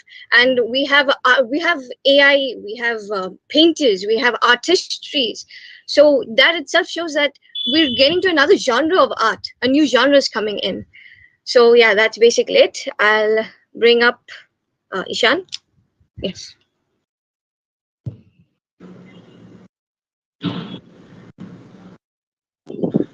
At the time of the second. Okay, I'll go next. I feel automation can never be 100%. Machines are not capable of indigenously operating each and every machinery or each and every small aspect of every process. As shown in the video, the garbage dump, it is meant to do a simple task of putting a garbage from a small basket into the container. But even while doing that, it was making errors and all the garbage was being spilled otherwise. For that, I feel human intervention and human supervision is essential. I choose Sabarish to go next. Like my opponent just said, the garbage dump was actually operated by an actual person. So in that case, it was the error of the human who was operating that. And this is the precise reason why we believe that automation can help. There will be no garbage dumps if only automation, which has millimeter precision, will operate the machine and not humans. And I would like, so there are Rahul and Ishan left, right? Yes, that is Rahul and Ishan. Yes. Yeah, I would like Rahul to continue. Yes, like he said that it was operated by a human. So what you're saying is that when you're operating your laptop and it hangs, it's your fault that it's hanging, right? And on basis of the video, or as it was shown, that even the automation or the industry was brought forth by the creative visions of a man who thought that this should be done, this should be automated. Yes, Rahul, you have to continue and take your opponent's And I would like to like Sabarish to continue me. Precisely, like you just explained, if my computer hangs, it is my fault because I am overloading the computer with the content, so its RAM is full or some error has happened, and in most of the situation, it is the human error. So I would like... I think Sabarish is eliminated. He is not able to speak 20 seconds. Ma'am, the timer was started later than I spoke. No, and you were in between, you were thinking. That is, you are eliminated. Yeah, no issues. Okay, Sabarish, you are eliminated. Yes. Do tell me the next opponent's name. I would like Rahul to continue. Continue, please. So while continuing my point, what I'm saying is that he's saying that it's a human fault, but I'm being a computer engineering student. I know that sometimes it's the software's fault. The software, if it has a bug, it has a bug and it has an algorithm. That's the problem. Not the human is not controlling the, but you are not the one who is manufacturing the laptops, right? It's the put by the automation company. That's the issue. That's where the issue lies, not the human controlling it. And I would like to go. I'm very sorry, Sonia, ma'am. She would like to go. Yes. So let's just not keep this debate limited to that garbage disposal area where a human did an error. Let's just talk about the positive things of the video where the machine was very capably able to decide about the small elements on the belt. We are talking about precision over here. The precision of the computer that it has, time and again it has proven that machines can do wonderful work in here. And I would like Ishan to move forward.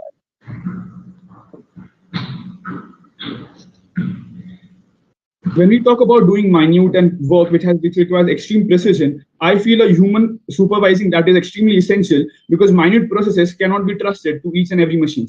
Moreover, when a machine makes an error or there is any fault in a machine, humans have to intervene and make sure that the machine is made better, machine is updated so that the machine can continue its operations. So even for automation, human intervention is extremely essential. Arfa can go next.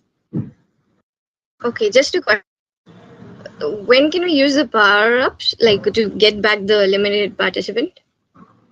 You can use it whenever, right now or in the middle when you're speaking, anytime. Okay. All right. So can I begin? Yes, you can begin. All right. Okay. So just like our opposition was actually about to say before he stopped, that even though there's a creative mind behind bringing that automation in, exactly, a lot of artisans are actually bringing them in, automation in, because they know it's going to lead for growth for them as well. And now I'd like to use the power up to bring Shabrish in back from elimination, and I'd like Rahul to go next. No, since okay, yes, okay, Rahul will go next now. Excuse me, the power up is only allowed when the team is down to one speaker, right? They still have two speakers. Yes, the team is down to one speaker. Is that it? So No, Arfa and Sonia. Yes. Sonia is there. Yes, Sonia is there. Arfa. So then you cannot use that power up. Okay. Okay. So Rahul, yeah. Okay, Rahul. Go So next. we'd like to use a power to view the video again. Okay. Can the video be shown again?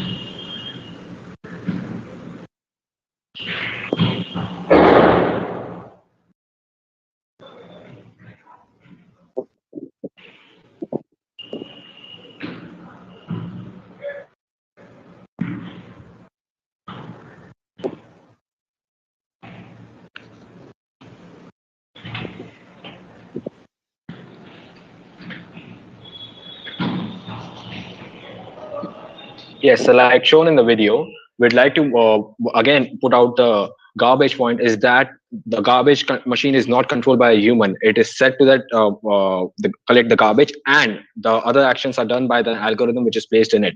Other than that, we can see how much efforts or how much heart the artists are putting in to create something. That's what I'm saying. I'd like to go Sabrish to go next. Shabrish is eliminated. Yes. I would like to go Sonia ma'am to go next. Okay. So here we are talking that art is beautiful, but it is not enough for a country to be governed. There are so many needs in the logistics and the sales teams right now. There are so many growing population. We as India are growing population, and automation is the future. Where minute to minute and the big task, which includes danger, also will be done by automation. And this is the future. Nobody can disagree with this. I would like Ishan to go forward.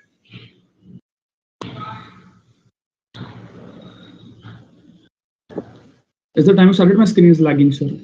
Okay, I'll start.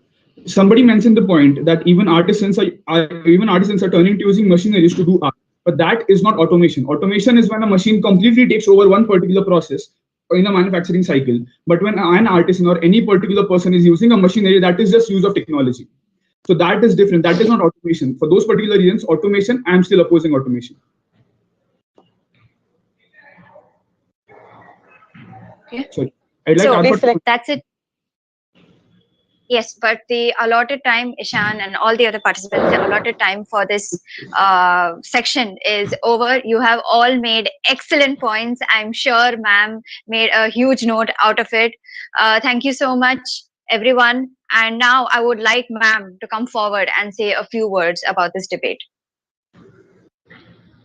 Yes, all of them have presented very nicely, and the points, I think they were for or against, and when they were telling that points, I was also feeling that they were very right.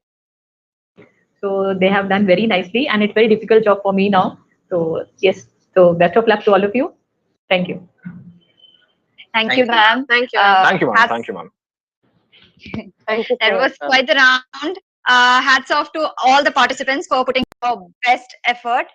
Thank you so much for participating. I hope you all had as much as fun as I did, because it was truly an honor to see this debate. Stay tuned for the results. This is your host for today, Shada, signing off. Thank you so much and bye-bye. Thank you all of you. Yeah. Thank you. Thank you all. Thank you. Thank you so much.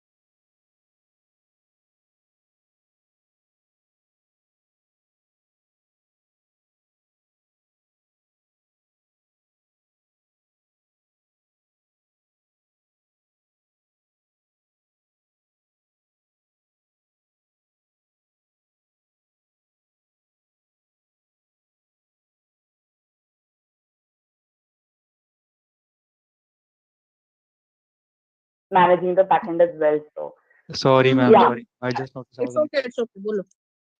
या तो जैसे मैं बोल रही थी उस समय पे आपको ये चीज का freedom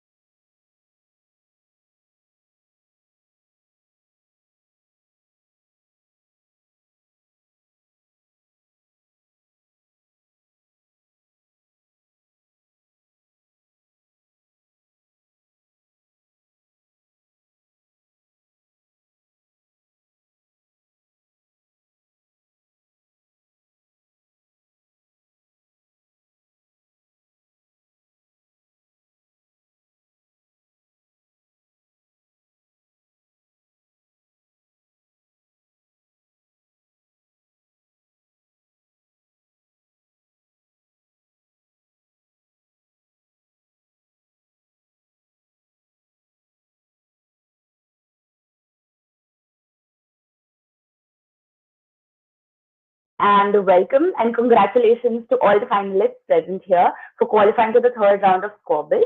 I am Harshita, your host for today, and I'll be mediating our finalists for the round 3. Before we begin, I must request all the participants to please turn on their cameras, otherwise marks will be deducted. So guys, yeah. I have a question. I'm not having stable network here, so in between my speech, if my camera goes off, will it affect our points? No, it's okay. It's completely okay. I do understand network issues are not under our control, so I totally understand. Okay. Yeah. Okay, so are you guys ready? Like, are you guys all stirred up, geared up?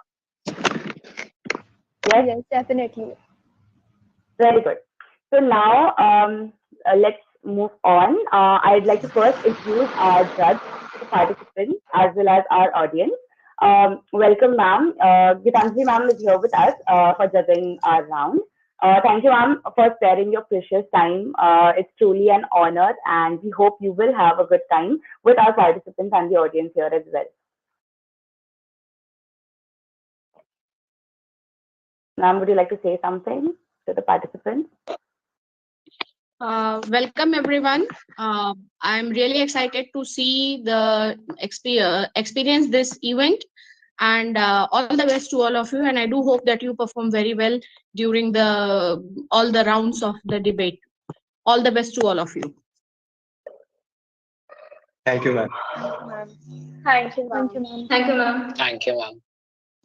Yes. Okay, guys. So now let's quickly get into the first section. I will be first ranking the for and against. So we have the for team, Team 51 for the topic, and Team 7 will be going against the topic. Let me mention the topic now. The forum believes there should be a law in place for newlywed couples to opt for surrogacy only after the completion of 5 years of their marriage. Yes, is everyone clear with the topic? Yes. Yes. Yes. Okay. Ma'am, did you note the topic down? Yes. Yeah. Okay.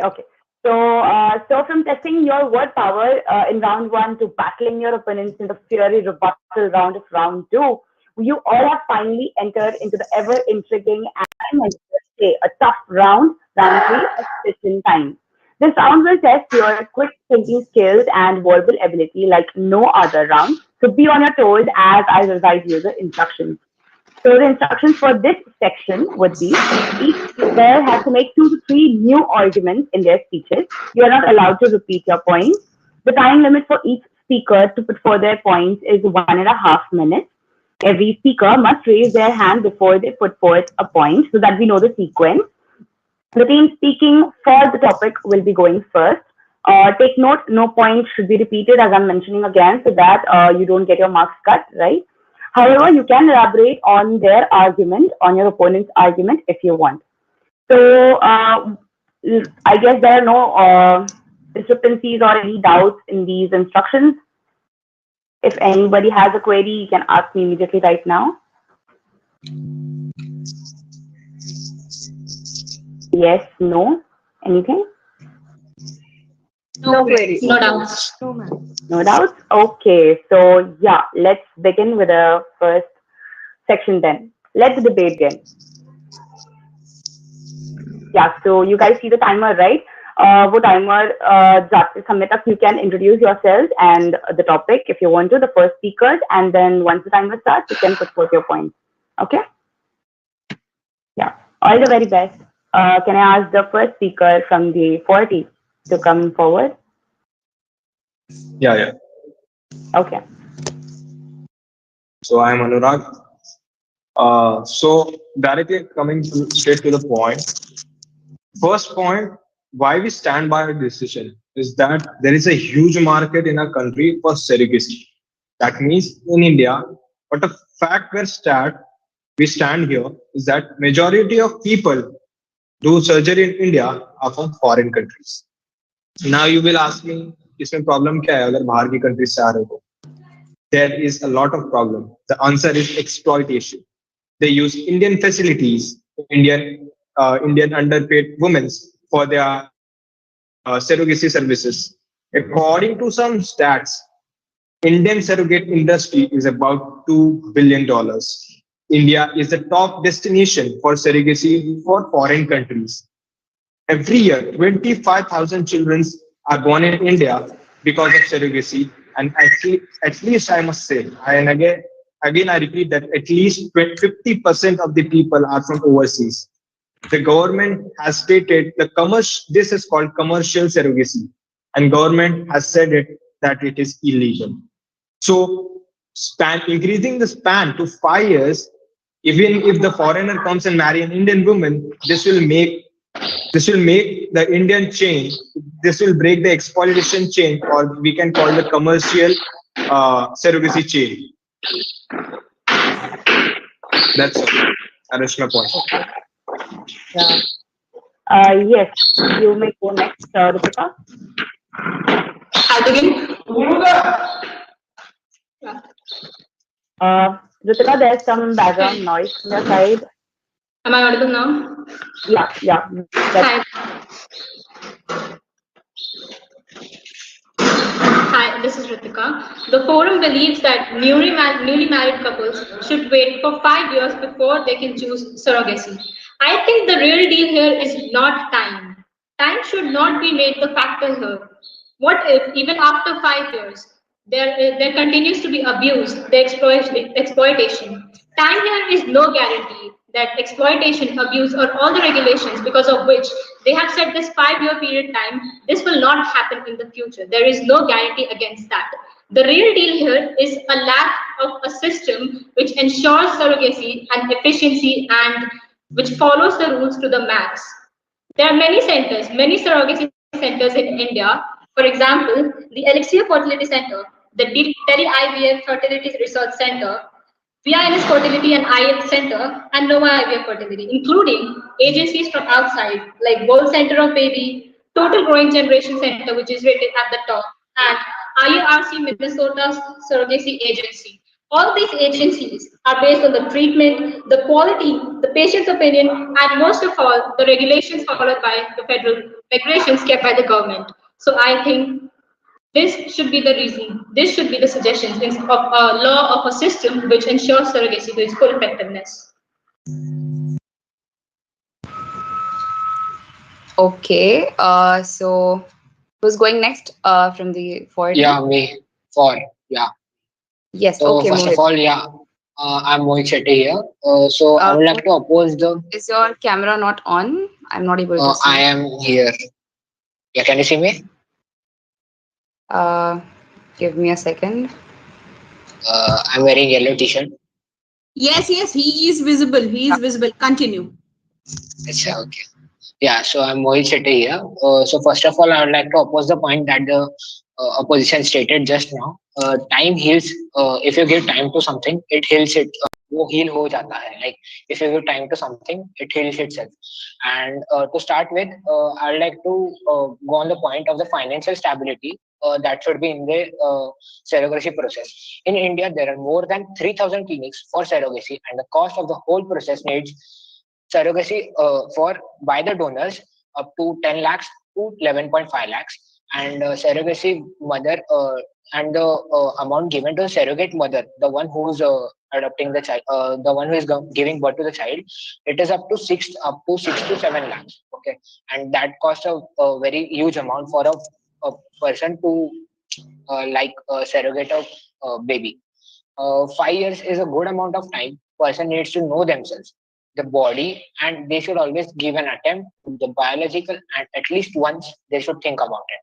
Also, after marriage, if in India, for example, if I take India, in India the marriage thing is like arranged marriage.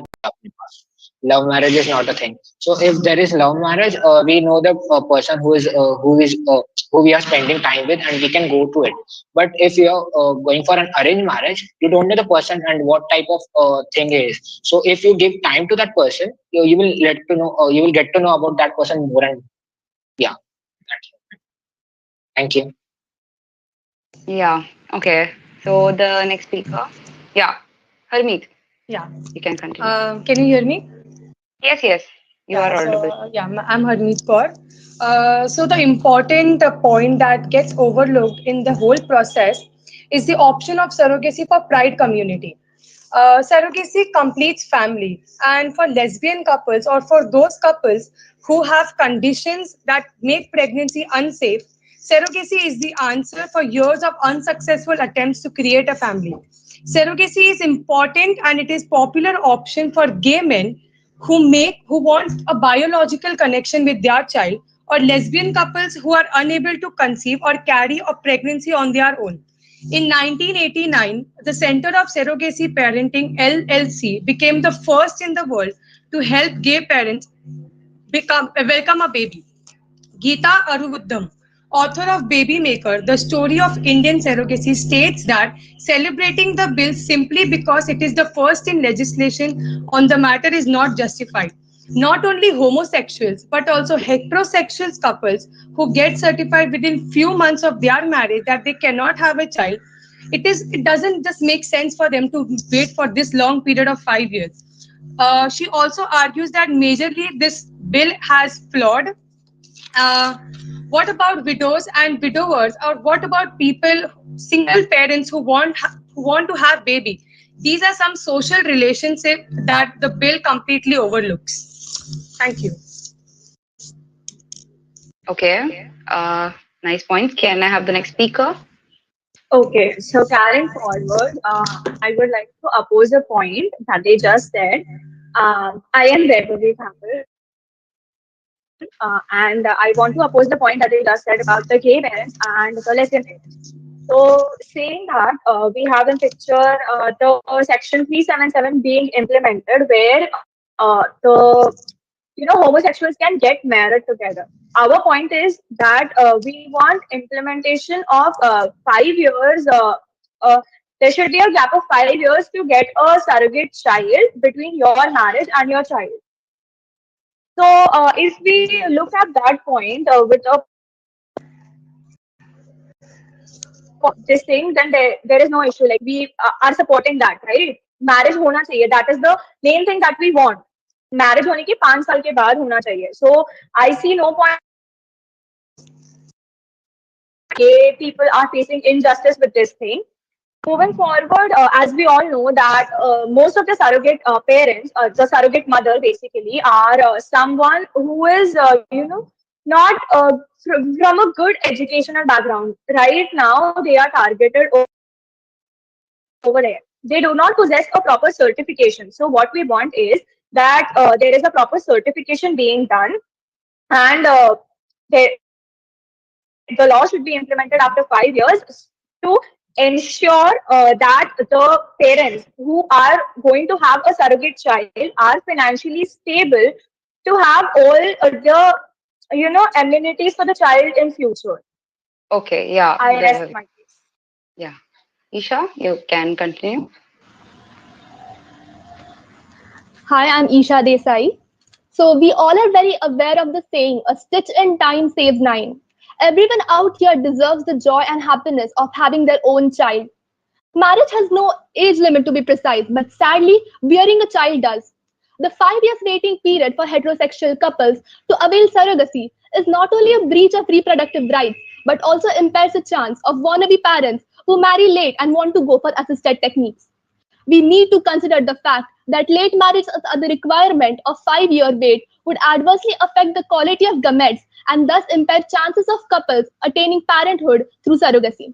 In India, infertility is considered a social stigma, and infertile couples go through a lot of agony and trauma. Since conception has many interplay functions, a 5 year time bar will add to the misery of already distressed couples. Not only would such an illogical waiting period cause biological issues, but also hinders the financial security of the child. Chances are that the parents would be close to their retirement ages and the kid would be in high school. This undoubtedly will create a burden of building financial security for the child. According to Mompress reports in 2019, age gap between parents and children also has seen to affect the social intelligence of the child. Hence, I strongly feel that one cannot bring the bedroom into the boardroom. The right to privacy is for everybody. It should be the decision of the couple whether they want to go for surrogacy and when they want to go for surrogacy. I'll rest my points here. Thank you. Okay. Well said. Next speaker.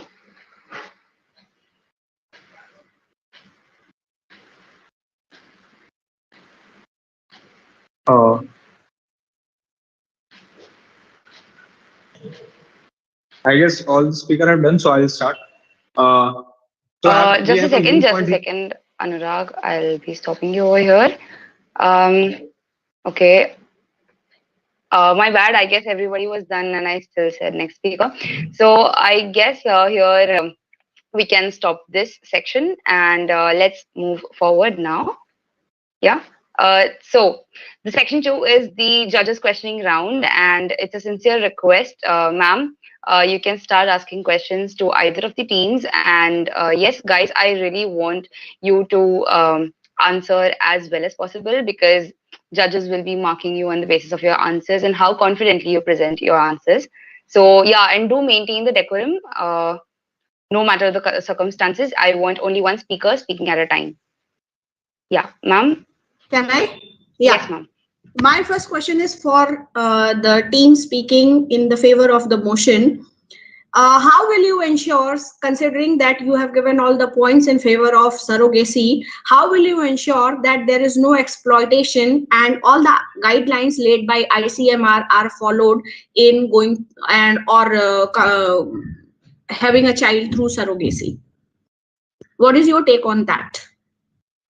I guess you know ICMR, Indian Council of Medical Research. Yeah. Medical research, yes, ma'am. Yeah. Continue. So, ma'am, we would like to have the research, like if you look at the scenario, people tend to go for lower cost things like these facilities are available in government hospitals, like they advise the better facilities, like doctors in government hospitals have the contact, kya equipments they have, and they know the better person for this job. So ICMR, what they will do is, ma'am, they will certify the hospitals, the doctors for this particular specialty. They will surrogacy like exploitation jisse na ho. And this will all we will also ensure that yes, surrogate in India we have surrogacy limit for a woman for 5 times. It means they can with their life child and surrogacy they can only have 5 child. So we will ensure, ma'am, for not exploiting, we will ensure to connect, to have a group together of all the surrogate women, so that they don't for the वो money के लिए एक breach barrier ना बने, मतलब money के लिए वो अपनी लिमिट क्रॉस ना करें. ये एक ऐसा हम प्लेटफॉर्म बनेंगे ma'am. Okay. Now the second question is, ma'am, I want to add a few points. Yes, so, as we know, when we have regulation and all of that, all the data will be collected and there will be proper certification provided to the surrogate mother as well as the parents who will have that child. So, to make sure that the surrogate mother, firstly, is not having more than 5 children in her lifetime, including all the kids that she already has. So we have a proper data. We can ensure with that. Okay. With the data collection. Yes. Yeah. Second question I would like to ask to your team is that if, God forbid, if for any reason there is some problem in the child that a surrogate is carrying, and the parents, intended parents, they deny to adopt that child or to raise that child, then how you are going to make it, or what would be your strategy to ensure that any child that is being given birth by a surrogate is adopted by the intended parents? So to add to this point, there is a certification and there is a rule that the child should be taken by the actual intended parents within 1 month of the child's birth. Can you repeat? I couldn't understand your point. Can you repeat, please? Vaibhavi, what you said, can you please repeat? Yes, ma'am. Am I clear? Yeah, you are audible, but because I was entering marks, so I couldn't focus completely. Okay, yes, ma'am. So I am saying that there is a proper regulation wherein within a month the parents have to take their child from the surrogate mother. Okay. Like that fine. Transfer, there is a rule for that transfer being taken place. Okay, fine. Now, my question to the next team is that when there are so many orphans and there are so many orphanages in all the country, then what is the point that surrogacy should be made legal? Or surrogacy should be adopted for having biological child?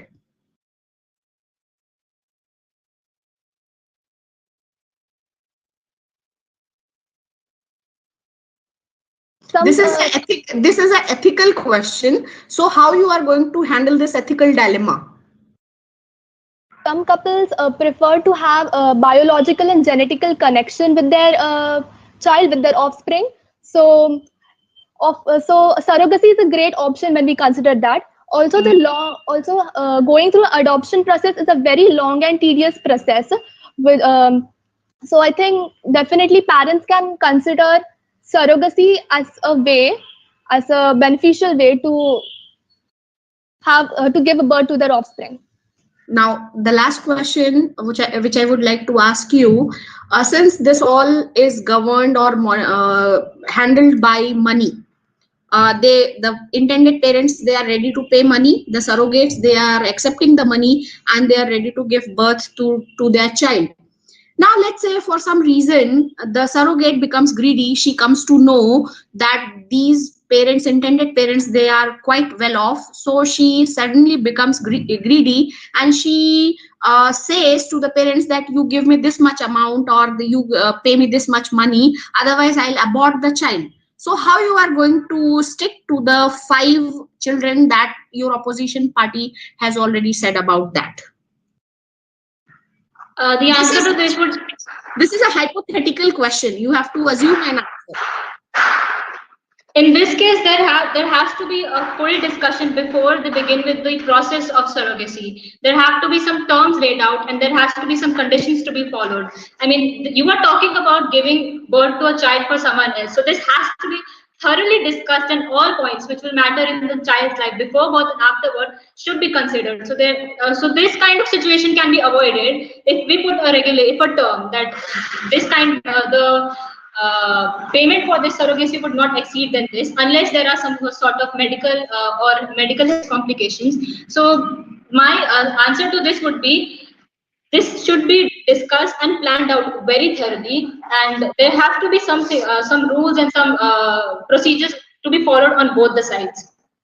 That's fine. That's fine. But my question is, if any breach happens, despite of all the rules and regulations that you have laid down, if anything happens, how you are going to encounter that? That will happen. As I initially said, this is a hypothetical question. So if anything, this unsurmountable happens, how you are going to handle that? Since it's a long procedure, it involves 9 months, the fetus in the womb of a surrogate, prior procedures and all the things. So how you are going to handle this contingency during the pregnancy? Yes, Vaibhavi. This question is for the other team, or even we can answer the question. Anyone can answer. This is open. Okay, ma'am. So I have your answer. There will be no relation. Like the surrogate the points will be discussed in front of her, but no data about the parents or about the surrogate mother will be revealed to each other. They will just know each other. There will be no contacts being exchanged between them. Even if she figures out that the people are very rich, or somehow from a newspaper or a news where she figures out, then what we can do is, the rules are quite laid in front of her. There will be no proper, this is not illegal when she is asking them out and going to them and asking for money. So there will be legal actions taken against her. Yeah. Okay, guys. Yeah, that was all, Arshita. Yes, ma'am. Thank you. Actually, really sorry, Isha and Ritika. I guess you guys wanted to make some points, but we are running short of time. So I hope you guys are excited to know what surprise you've been waited off. So let's move on to section 3. Yes. Let me give you the instructions for section 3 now. A video will be shown to you all to determine your topic. So there's going to be a new topic now. On that note, the stage is open to whoever comes first and gets the liberty to choose. You'll be given a 20-second buffer time within which you can choose, and then you can come and speak forward. The person who speaks first will get the opportunity to choose for and against there itself. Okay, so the topic gets decided by you guys, and the for and against by the first speaker. Every speaker now has only 20 seconds to speak. In this, you must make a valid point related to your topic. Any person who fails to make a valid point is eliminated and cannot be tagged. So this is going to be a tag team debate. After one opponent is finished speaking, you need to choose the speaker from the opposing team who will have to come forward and speak. When you're ending your speech, make sure to mention the name of the opponent you're choosing. I'll be mentioning the names of your team members so that either of the teams can note down. Whichever speaker fails to speak or makes an irrelevant point will be eliminated by the judge immediately. Okay, no questions asked. However, both the teams do have lifelines which they can ask for. The first lifeline being asking the video to be shown again, and the second lifeline would be asking when the team gets down to one team member from both the sides or either of the sides, the last member left can ask to revive one of their other two speakers from their team to come and make two statements, after which they'll get eliminated again. This format will go on until team is eliminated completely. But yes, because we have a specific time slot for this section as well, I'll be stopping after the time exceeds. Note that if a participant fails to speak within the 20-second limit given to that particular speaker, they also will get eliminated. Okay, so that's it for the instructions. If you have any doubts and queries, interrupt me right now.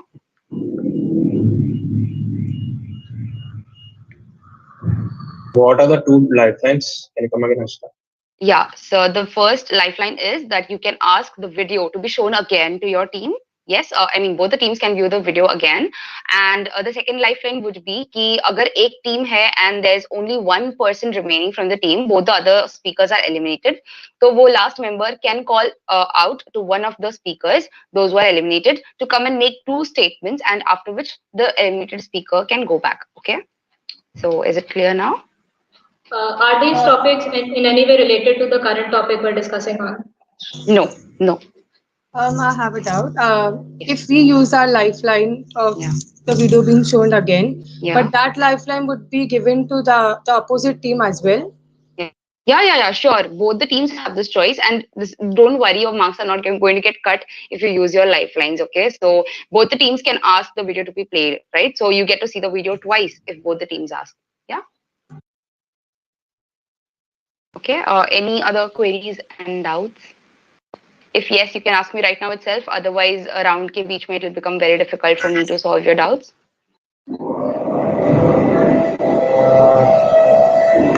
After watching the video, how much time will we get to? I mean, how much time? 10 to 20 seconds.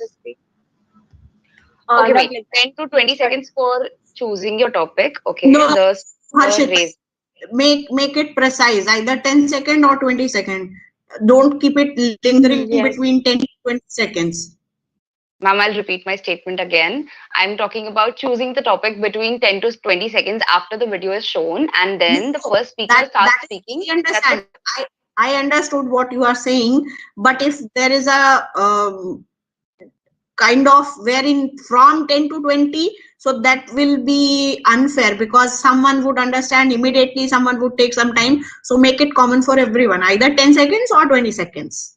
Okay, ma'am. So I can lock it at 10 seconds. 10 seconds after the video, the first person raising their hand will be choosing the topic. And then after that, every speaker gets 20 seconds to make their points. Fine. That sounds better.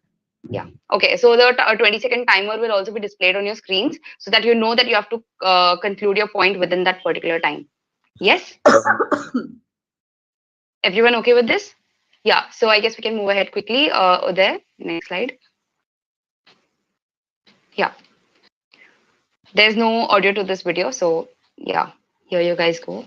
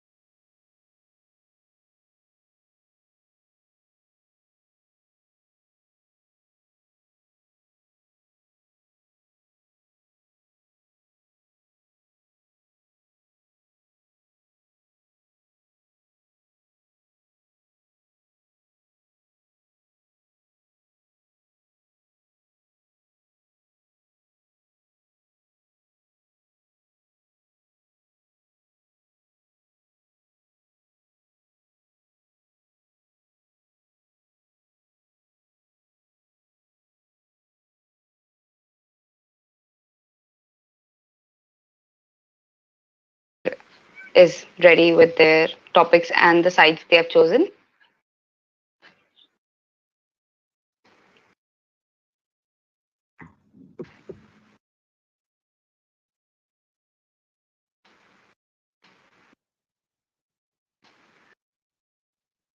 Okay.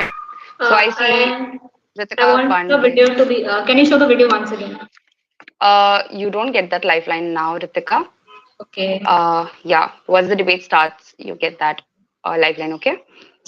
So are you ready with the topic, or should I move on to the next person who has raised his hand? I'm not ready with the topic. Okay, Anurag. We are ready with the topic. We would like to go for 4. Okay. So can you mention the topic and the for and against?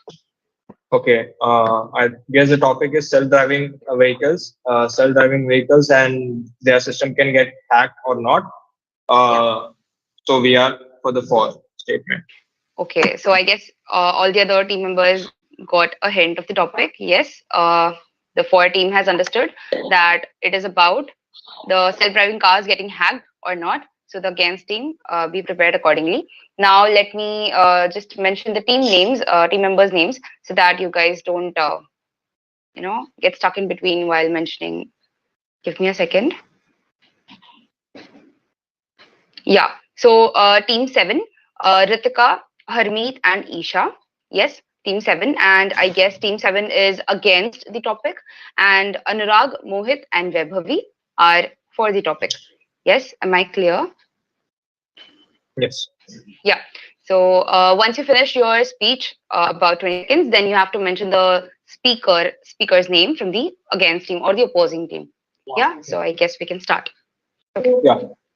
So I would like to raise a point over here that self-driving vehicles are developed by one of the greatest motor vehicles which are in the play in the game right now, Tesla. So Tesla has a system which is made up of blockchain, and blockchain Anurag, apart from Tesla, which is the other company that is making self-driving cars? Ma'am, there is a Pune-based startup Techno EV, ma'am. They are making it, and many others. Tata is giving an attempt to it, and ma'am, if you look at even Shark, their bike, they are also going for it, and their system is made up of blockchain. It is negligible to hack, and if you look at the toppest country, Tesla, they have blockchain method.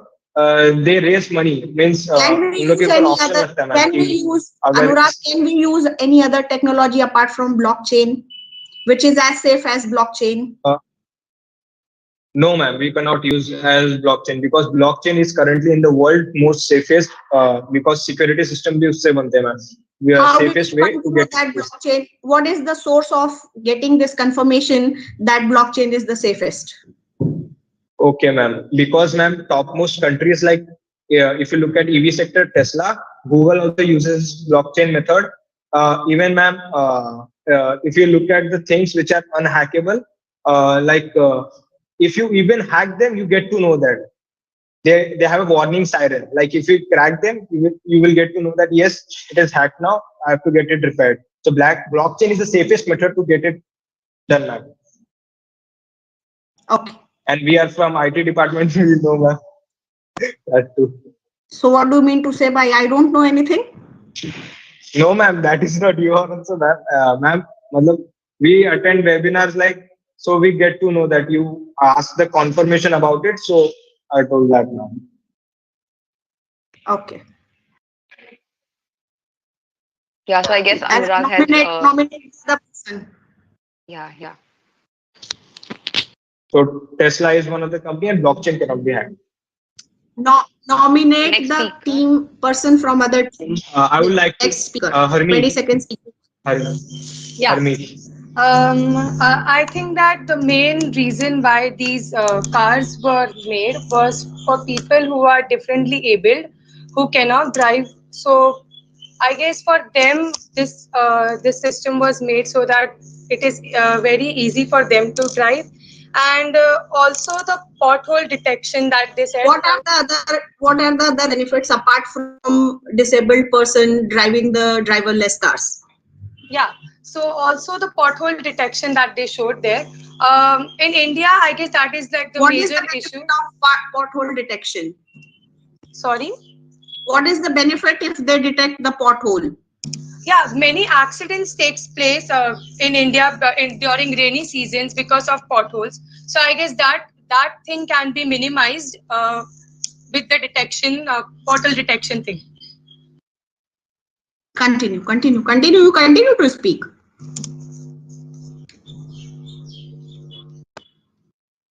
But I guess my 20 seconds were over, right? Hello?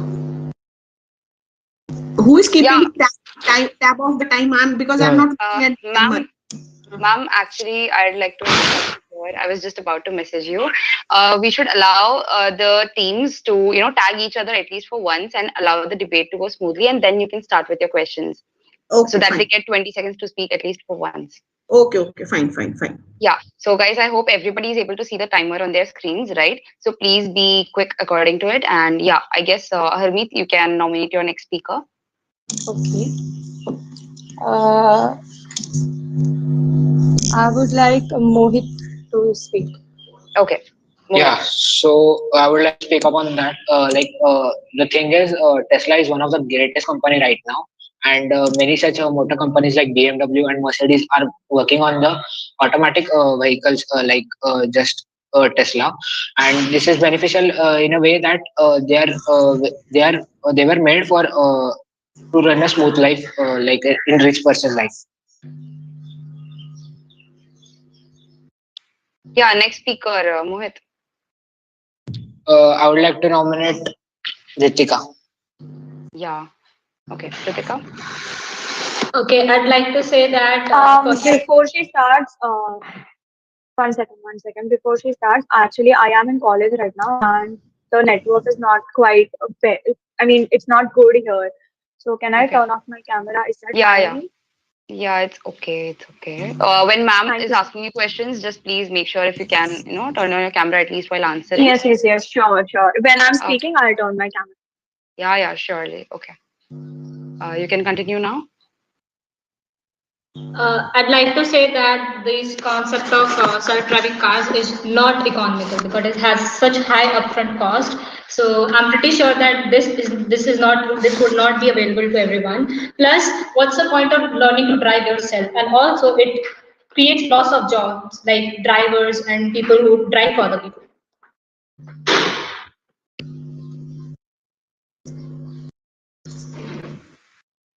And is the next speaker nominated? Yeah. Yes, I'd like Mohit to speak. Mohit. Yeah. So the thing is, Tata, like just she said, Tata is working on the same thing, which is provided economically to everyone, economically to every person who can't afford such things. And the thing is, India has started working on these things. Yeah, I would like to tag Harmeet. Yeah, Harmeet. Industries, I guess, need more infrastructures here. It's the driving, the self-driving cars actually cost a lot.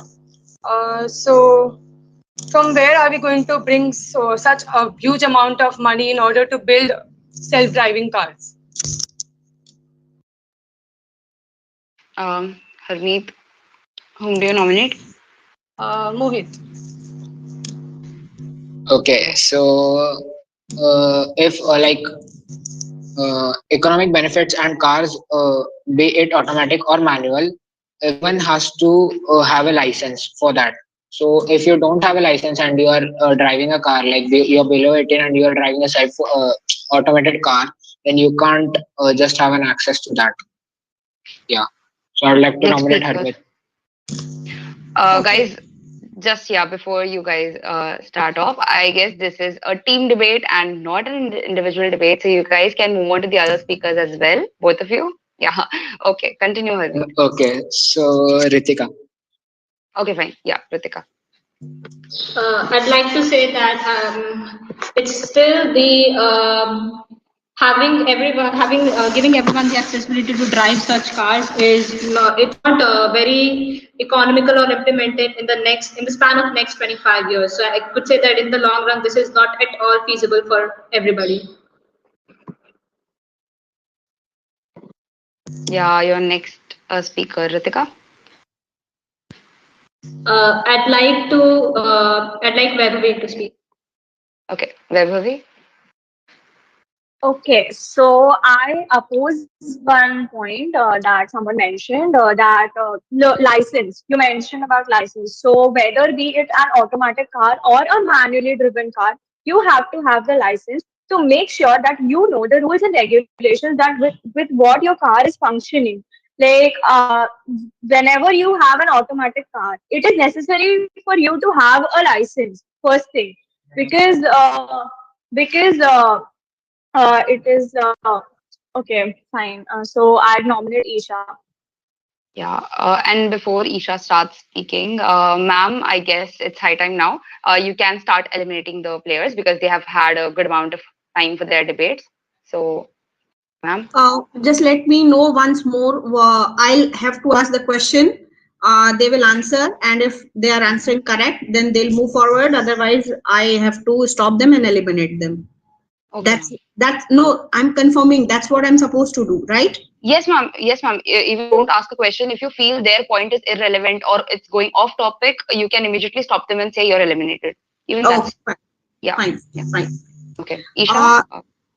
So I have to take names and ask the questions, or you will call names and I'll ask question, or I have to throw an open question.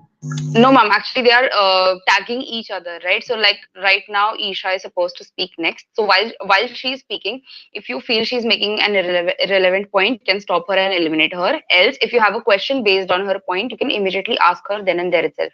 And if she doesn't give you a satisfactory answer, you can eliminate her as well. Okay, fine. So she will tag another person from whom I am going to ask the question. Yes, yes, yes. Okay, fine, fine. Isha, for you, my question is, whatever you people have discussed, based on that, it seems like that car is making a choice rather than we making a choice. What is your stake on this point? Well, definitely, technology cannot surpass humans, right? We make technology, we build, and there will be loopholes in machines.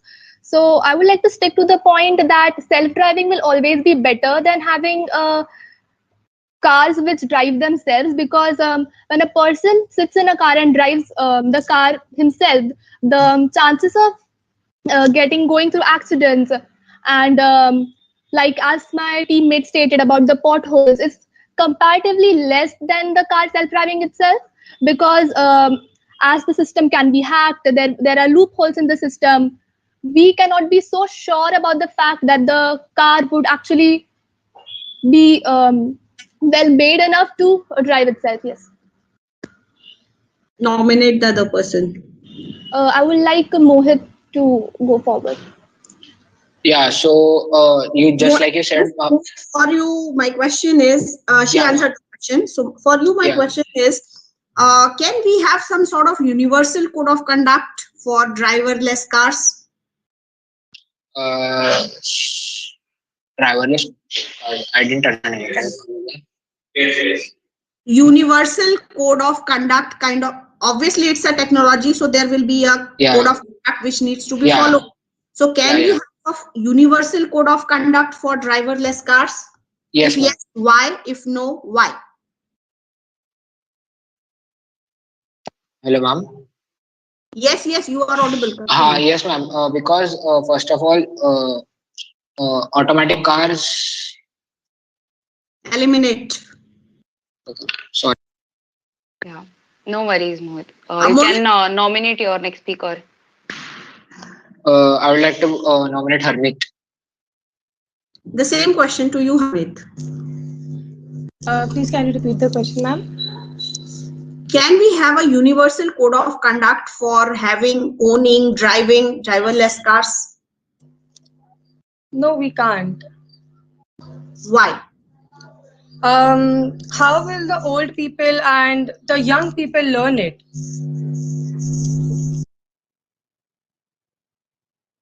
Hello? Yes, elaborate a little more. Elaborate a Okay. little. Like it is very difficult for the old people to learn because it is new technology and it takes a lot of time for old people to grasp it, and also the young generation who are it actually there is a lot of difference between the old and the young people. So young would be able to grasp it very easily, but the old would not be. Harmeet, you are going off the track. By universal code of conduct, I meant the same code of conduct to be implemented in all the countries. So you are not speaking on the track, so you are eliminated. Okay. Okay. Nominate. Please, yeah, nominate your next speaker. I would nominate Akash. Oh, sorry, Anurag, sorry. Hello, is anyone saying something? Hello? Anurag? Ma'am, I think he's having some network issues. I'm seeing him freezed on my screen. So, Harmeet, till then, can you nominate the other speaker from the team? Yeah, Mohit. Yeah, no, Mohit is eliminated, right? Oh, sorry. Vaibhavi, then that leaves to Vaibhavi. Yes. Vaibhavi,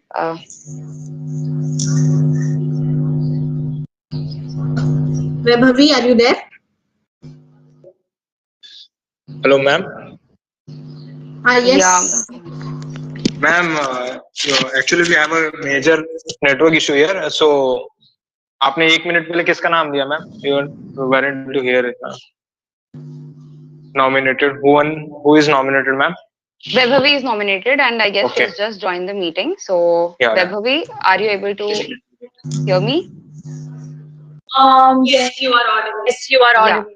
Yeah. So, Mohit, can you please, unmute? Okay. Vaibhavi, ma'am will be asking you a question, so listen carefully. Yes, ma'am. Vaibhavi, for you, my question is that while driving, we have to take so many instantaneous and instinctive decisions. Then, however precisely we feed the rules, regulations, and everything, we can't give that instinctive decision power to the car. So, what is your take on that? Is it really safe to go with driverless car which can't take instinctive decisions?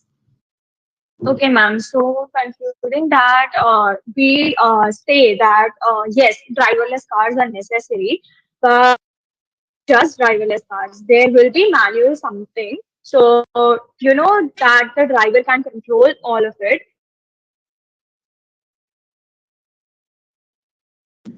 Harshita, there is a severe network lag. I can't completely understand what she's saying. Yes, ma'am. So ask her to switch off the video. It's fine. Okay, Vaibhavi, if you're able to listen to me, can you please turn off your camera and unmute and answer? Vaibhavi? Okay, can you hear me now? Or yes. Hello. Yes. Yes. So I was saying that it is not just one एक ही regulation नहीं है about being automatic or being a manual car. These cars will be properly tested to each and every situation that they can handle. They will go under each and every situation of that, and the sensory whatever senses are being implemented on that, the working of that, they will be quite they'll check even a single minute detail. Vaibhavi, you are not exactly answering my question, so I would like to eliminate you. Okay, ma'am. Ma'am, I would like to interrupt you over here because we are short of time. It's almost 1:57, almost 2 for the next slot to begin. So, ma'am, I guess you have almost talked to all of the participants from both of the teams, and you can judge them accordingly. So, ma'am, is it okay if I stop this section over here? I just want to ask one more question before we end up. Anyone voluntarily who has the answer can answer this question. What about the trust factor? When it comes to driverless car, what about the trust factor? When somebody is sitting in front of us and driving the car, we believe, but nobody sitting in front of us, can we be relaxed sitting at the back end and trust that the machine is working fine? Yes, What ma'am. is your Ritika has raised her hand. So I think this this trust issue has to take many factors into consideration. First of all, the people who are sitting in the car, they have to be equipped with all the knowledge of the car they're using, and secondly, they also have to trust the they like selfless drive cars. At some points, they do ask for instructions from the driver, like the route they need to go to or the location they are choosing. So I think this depends on many factors. Like I said, like I quoted, like I said, the car they're using, the trust factor, and yes, this will take a long time to build this trust factor of sitting inside a selfless drive car. So I think time is over. No. Correct. I got the answer. Yes, it was really very nice to hear you all. In short span of time, you may have feel offended. I couldn't allow you to speak completely, and I interrupted in between. I eliminated you, but that all was done keeping in mind the format of the debate. But all the things you grasp very quickly. You all are very, very intelligent children, and you have shown your intelligence by putting in the points at such a short notice, even in 10 seconds. And the prepared one that was on surrogacy, you could answer all my questions. So I'm really happy to be associated with this judging event. And I would like to thank all of you for participating so warmly in the event. And special thanks to Harshita for inviting me as a judge. As you all might not be aware, I have left SIS in the month of December. I'm associated with some other organization now, and I am judging you as an external judge, not as an internal judge. Thank you everyone for giving me opportunity to listen to my students whom I have been associated once. Over thank to you, you. ma'am. Yes, ma'am. Thank you so much. And yes, I should also, accept this that was quite a good round. Hats off to all the participants for putting forward their best efforts, which I could see clearly. And I wish you good luck for the verdict. Please stay tuned for the results. Speaking of which, ma'am, I'm really, really glad that you joined us today. And thank you for sparing your time, your precious time to judge this debate. Hopefully, it would be a little bit tough for you to decide which of the teams were better, but surely this was one kind of a final level debate, I suppose. So yes, kudos to you, all the participants, and yes, thank you so much for participating in this round. I hope you all also had a lot of fun while participating, and yes, it was truly a sight to watch for our audiences. So yeah, this is your host Harshita signing off. Thank you so much for having us. Bye everyone. Thank you. Thank you, so ma'am. much, Bye. ma'am. Bye, ma'am. Thanks a lot.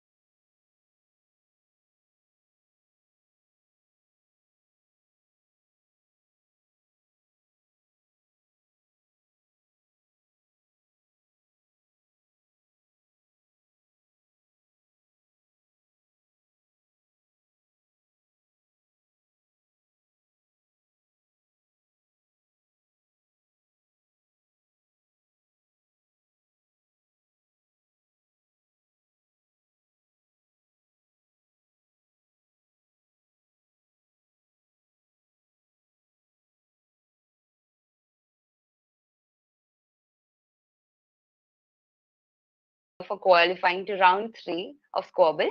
I'm Harshita, your host for the day, and I'll be mediating our finalists entirely for round 3. So before we begin, I must ask all the participants to please switch on their cameras, otherwise marks can be deducted. So guys, come on.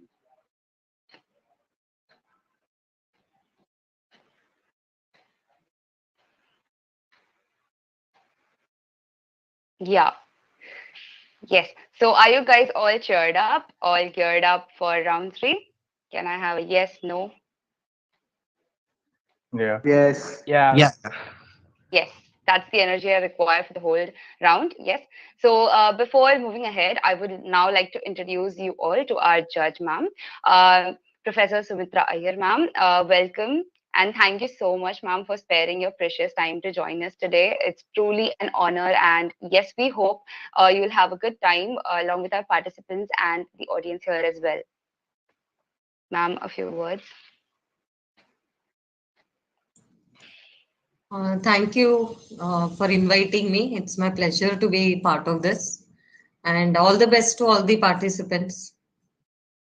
Yeah. Okay. Guys, thank you. Thank you, coach. Thank you, ma'am. Yeah. Thank you, ma'am. Thank you. Okay, so now I guess we can quickly enter into the section 1. So now I'll be announcing the for and against teams once. So the for team is team 58 and the against team is team B24.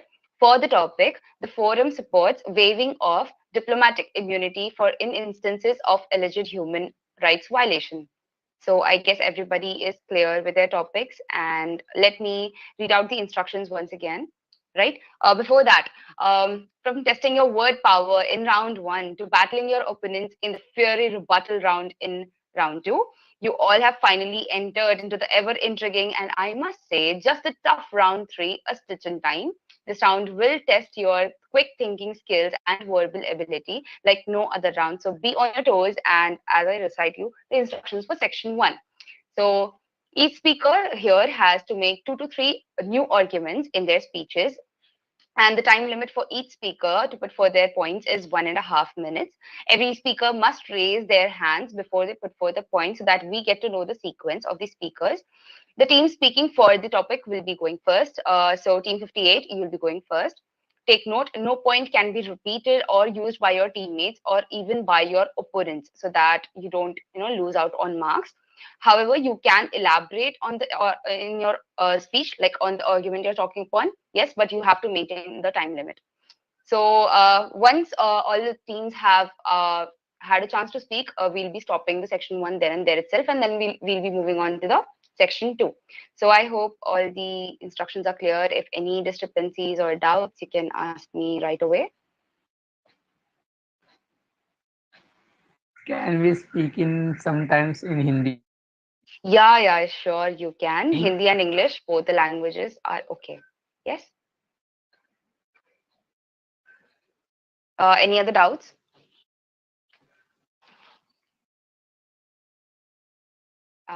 No. So I'm assuming a no, and yes, I guess we can move on with this section. The next slide. Yeah. So let the debate begin. You'll be seeing a timer on your screens, so please make sure you're adhering to the time. Yeah.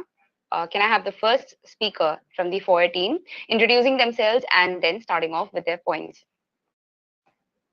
Yeah, Bhargav, you can start. I don't see the timer moving. There. Okay, good. Yeah. Okay. So diplomatic immunity is the principle of international law providing foreign diplomats with a degree of protection from criminal and civil prosecution by the country which is hosting them.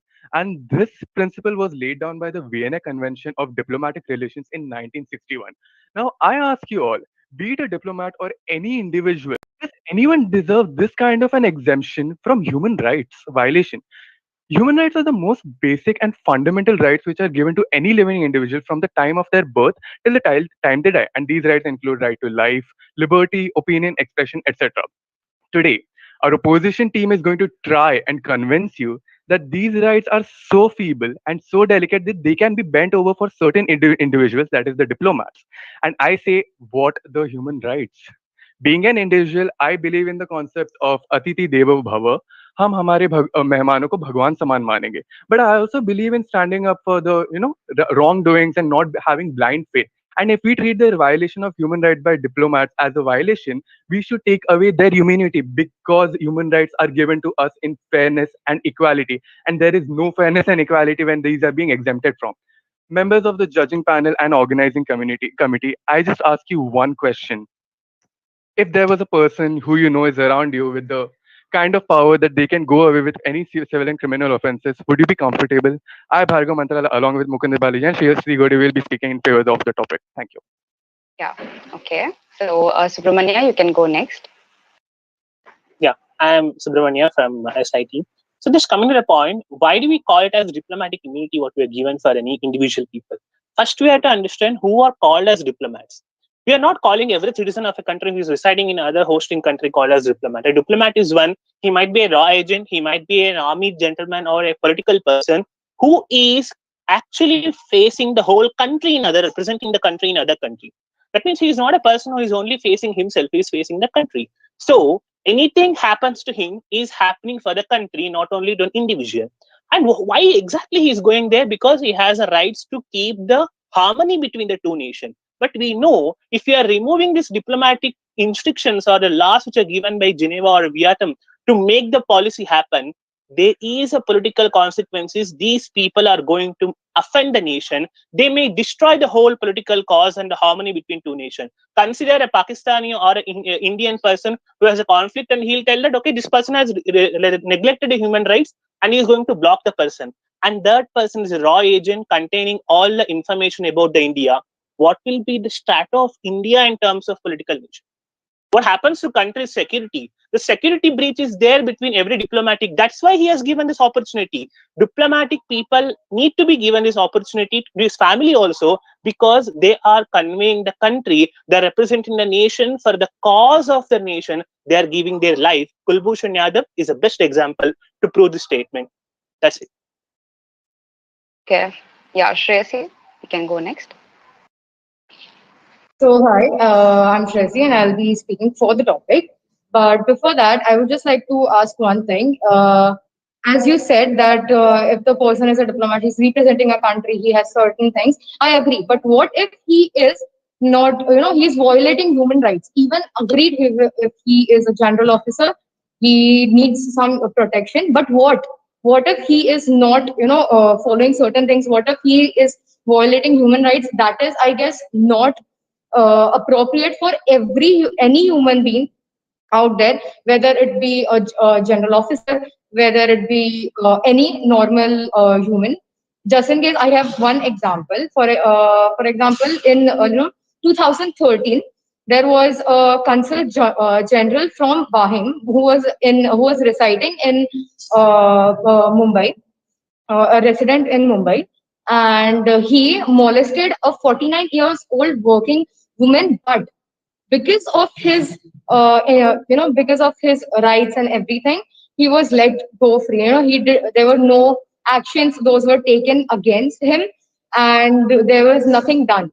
Just because she was a lady, she could not say anything, or she could not exactly do, because he was from out of the country and having certain position. There was nothing that was done. And I think this is not the right thing. Human rights should not be violated. Yeah, the next speaker. Good afternoon, Muhammad Adnan Saeed from SIT.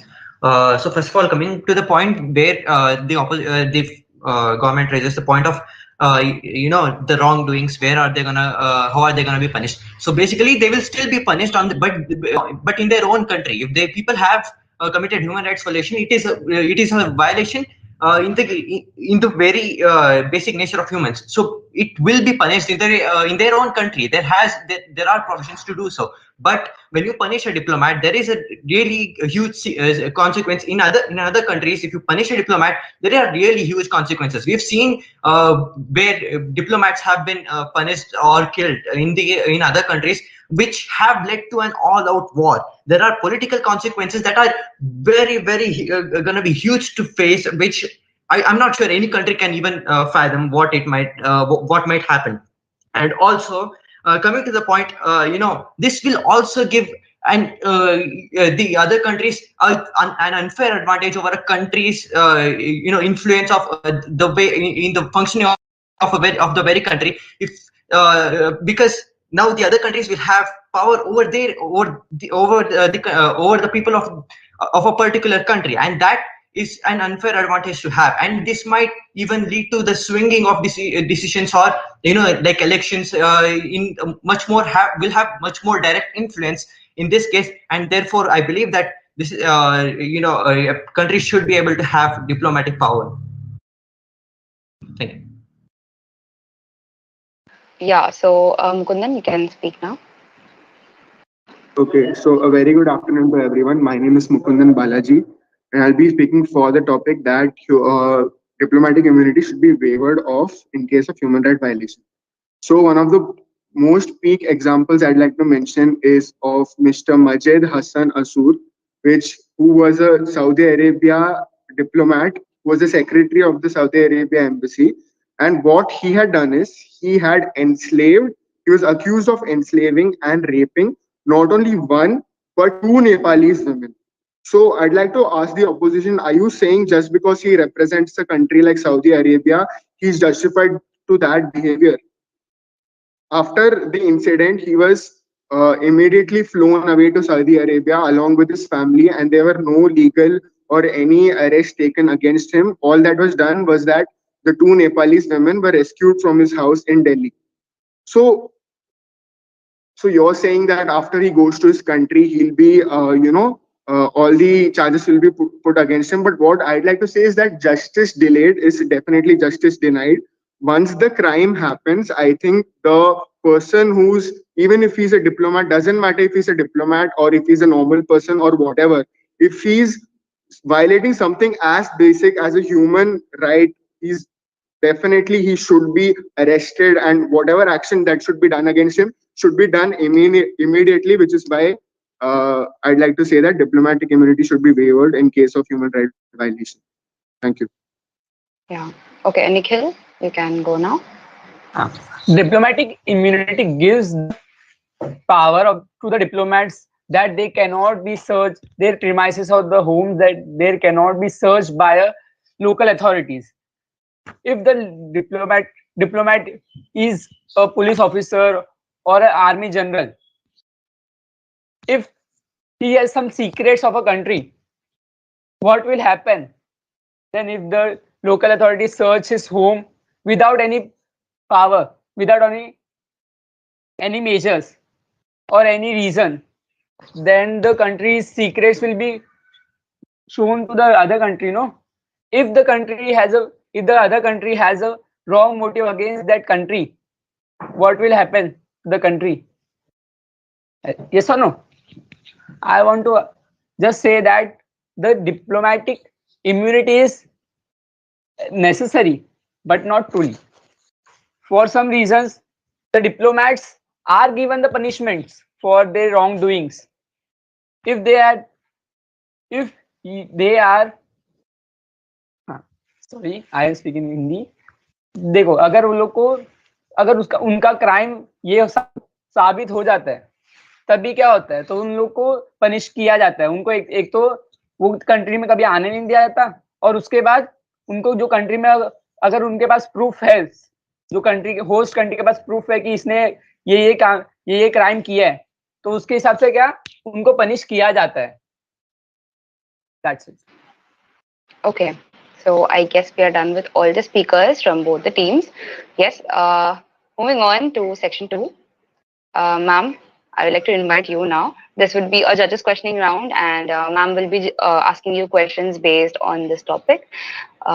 Guys, please maintain the decorum. I want only one speaker speaking at a time. If you want to speak, please raise your hands. And yeah, try your best to answer in your best possible ability. Yeah. Okay, I heard both the sides, and one question that I have is of okay. I mean, either way, it is going to be difficult. If you permit, then there is a point that you that may be misused, and if you don't have anything in place, then you end up isolated because nobody is going to come to your country. Then they don't feel safe enough. Okay. So I would like to know that suppose like Mukundan gave a case where the people go just scot free. They do crimes and they go scot free. So how do you think that this the other parties, other team is going to be extreme on this? Do you think that with some kind of a mutual understanding or kind of exceptions, we can improve this whole thing? We can have something like that. So what do you how do you think that we can actually address this? The country is not going to permit you to take action against them, right? Yeah. Okay, ma'am. Subramanya has an answer, I suppose. Yeah. The point is, ma'am, actually, none of the opponent team has mentioned have went to the topic very well. In 2017, the UNESCO thought this things, the rights given for these people is not convenient to the greater extremity.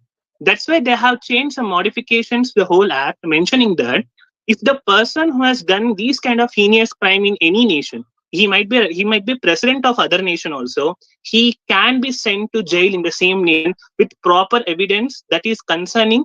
Like a diplomat is not okay. I'll clearly mention why this act is, what exactly the act is speaking. The act is telling the person is not able. He should not be. I'll send this one sentence. I'll finish off.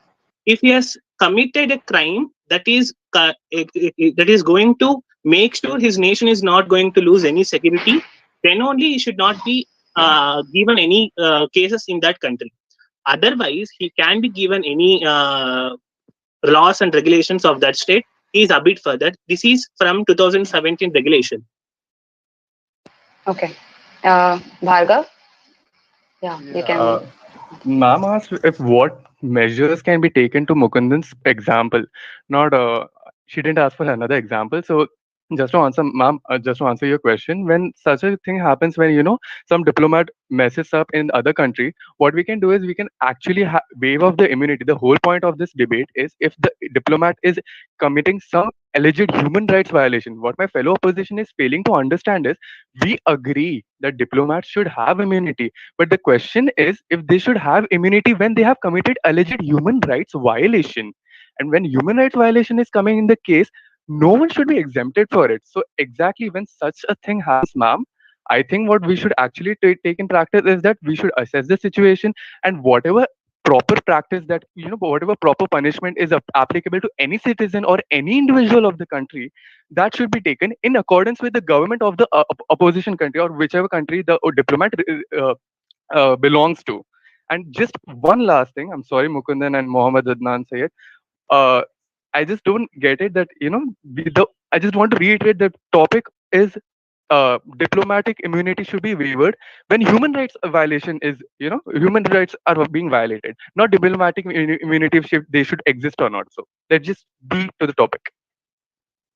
Okay, so Mukundan, yeah, I think we can go next. So to answer ma'am's question, one solution or one thing that we could come up with is that before a country is sending a diplomat to another host country, I think it's the moral responsibility of the country to train the diplomat and make him understand the responsibilities that he has. As my opposition said, that they have a lot of intel on their country, but if the person is aware of these things, he's obviously going to say that don't search me, don't do anything against me, I have my country's things in my house, in my residence. That's why he may even use it as a reason. So one solution I'd like to put forward is that it's very important for the country to make the diplomat realize about his responsibilities and how he should not go around committing any human right violations, and how he should just make sure that he peacefully lives in the host country and does his job and not go around, violating human rights. Okay, so I guess Adnan, you can go next. So as the government, they just come up and they say, they give these two examples that, and they try to swing it by themselves, but this is not the case. In case of the rivalries between two countries, now this alleged human rights violations come into much more bigger play, because now the diplomats will be directly under threat, that a case might be filed against them alleging a human rights violation, and they might have to face the consequences without having any diplomatic immunity to even protect them. Now that is unfair towards the diplomat and towards the country, because now they don't have even a sense of defense in their regard. So I think even with so to get on to ma'am's to answer ma'am's question, you can still have diplomatic immunity and be able to have a fair proceedings, just like in the International Court of Justice or anywhere else. Now you have the option to get justice elsewhere, but not in the same country. Yeah, that is what their diplomatic immunity means. I don't think you need the diplomats to be judged based on their on in their own in the other countries. So that is and convicting any diplomat Adnan, is, yeah. I'd like to stop you here. We have to proceed with the other rounds as well, right? So, Shreyasi, one last point, and then we'll move ahead. Okay. Yeah. Yeah, thank you so much. So according to that point, I just would like to say this one thing. Wherever the human right violation takes place, I guess nothing else should be considered. Not the diplomatic, the immunity, nothing. When it comes to human right violation, the acts, whatever whatever makes justice, that should be implemented. You should not consider if he is a diplomat, if he has some other immunities or something. He has violated a human's basic right, and that does not allow him, just because he's a diplomat, that does not allow him to get away with it. And answering to the ma'am's question, if something like this happens, and what is the suggestion? If this takes, if any diplomat comes to other country and certain things like this happen, then and there his immunity should not be applied when it comes to certain human rights violations. That's it. Yeah. Thank you. Okay. Yeah. Now, I guess we'll have to move forward with the third section. Yeah, sure. Fine. Yeah.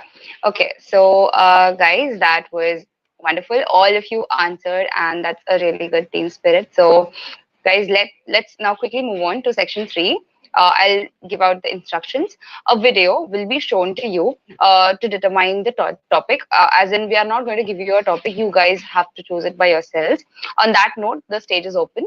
So if whoever comes first to speak and gets the choice to make whether he's going to speak for the topic or against the topic, and they have to mention the topic they have understood by watching the video.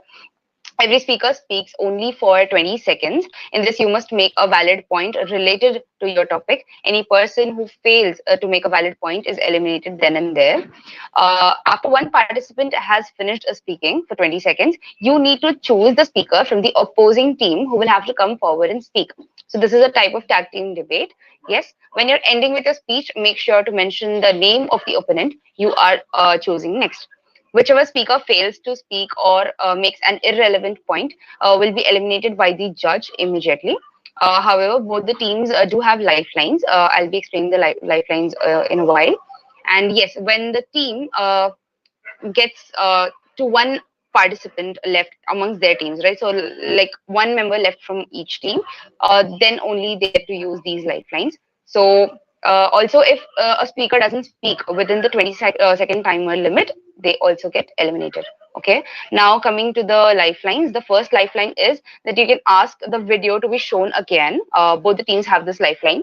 And the second lifeline would be that just as I mentioned, if one speaker is remaining from either of the teams, they can call out to one of the other eliminated members of their teams to come and make 2 statements, and then the eliminated speaker goes back again. Okay, so I guess I've made myself clear. If there are any queries or doubts, you can ask me right away. So two lifelines, right?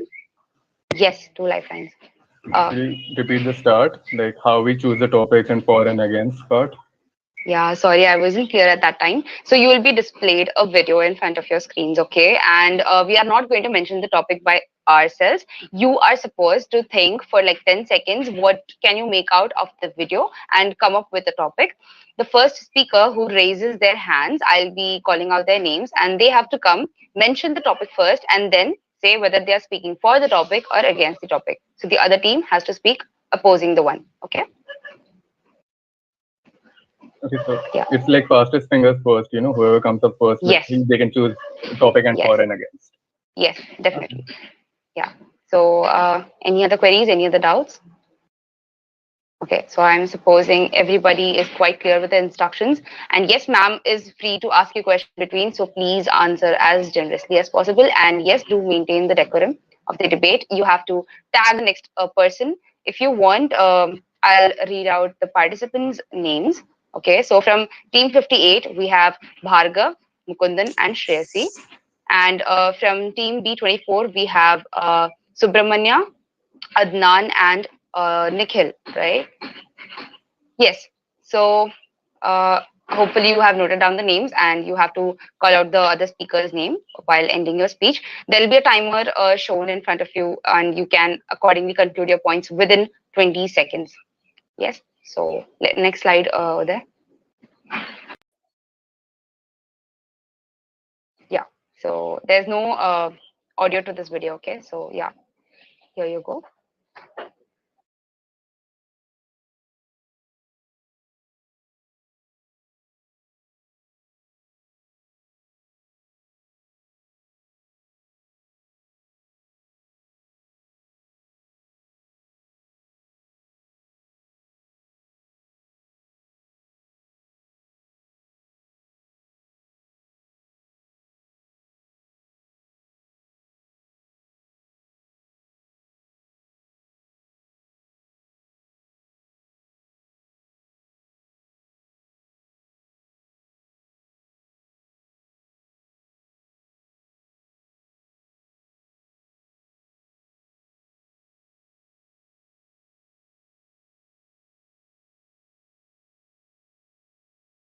Yeah, so that was it for the video. You guys got 10 seconds and then either of you can raise your hands if you're done deciding on your topics and the sides you're choosing.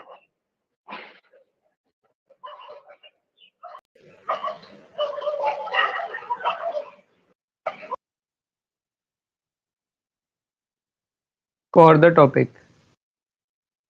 May I know the topic first, Nikhil? That the artificial intelligence or robotics should be in the machinery works, factory works, robots should work, Okay, so- automation. So your topic is supposed to be in support of automation. Yes? Yes. Okay. Bhargav, I realized even you raised your hand. I'll just give you an opportunity to speak, but I guess we'll have to go with Nikhil's topic. So yeah. Yeah, I just didn't understand when the 10 seconds ended and when we were supposed to raise our hand for the topic. And if we are going with this topic, can he reiterate the topic? I didn't understand what he was trying to say. Okay, so what did you understand from the video? Can you please? I was thinking of a different topic, but I don't know if that is up for grabs. Can we? Yeah. You can just mention it if I feel it's more precisely. Yeah, I was just thinking labor laws, strict labor laws should be eradicated, and it should be in favor of the laborers, the poor class, working class.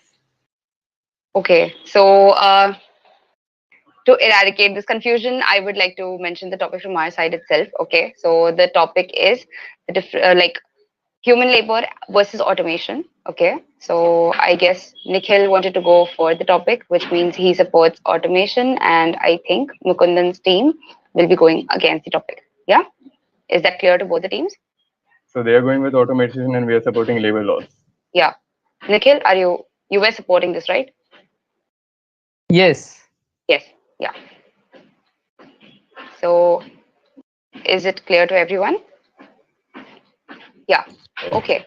So, Nikhil, you'll be starting, and please take care of the timer. Yes, so we can start now. We have only 20 seconds to speak, no? Yes, one speaker has 20 seconds to speak. Okay. Yeah. Can I start? Yes. Automations is a new discovery to the human world. Automation brings about the precisions should be taken in the machinery work like mobile phones, TVs, electronics, and cars. There should be a precision to it. My next speaker will be Bhargav. May I start? Yes. Yeah. Automation should definitely have precision. In fact, everything should have precision and accuracy. But you know what should have more strict laws and everything? Labor laws. Because we in India are of a country of 6 billion people of population. We need more labor laws which are in favor of our own people. Automation already exists in a lot of countries, but we don't have labor laws which are supporting our own people. So where is that? Precision is okay, but where is accuracy and helpness? I would like to call Adnan next. So coming to the point of the labor laws and the creativity, we need to make goods which are much more perfect, which are precise, and which need to be which need to have the right accuracy in them, which the human errors in the handmade technology do not have. So that is what my point. My next speaker would be Shreyas. Thank you. Like you mentioned about, I guess, human error.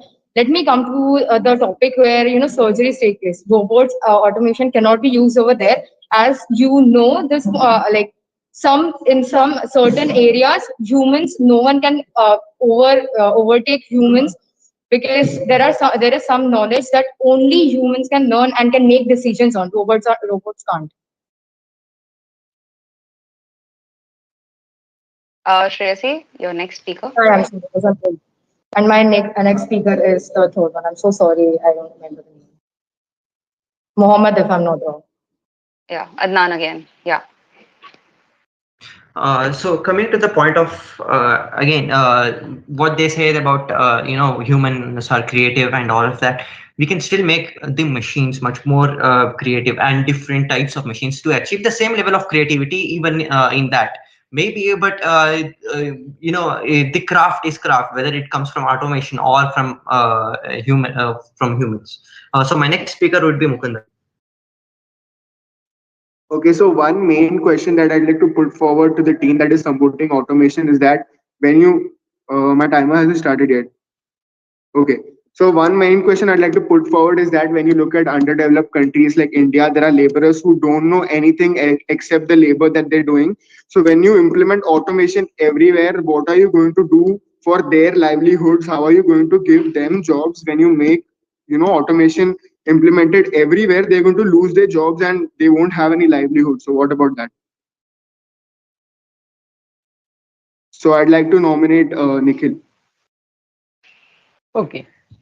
Like we said, the automations machine also require the fixing parts. Then that the humans can do if they have skills that they can do.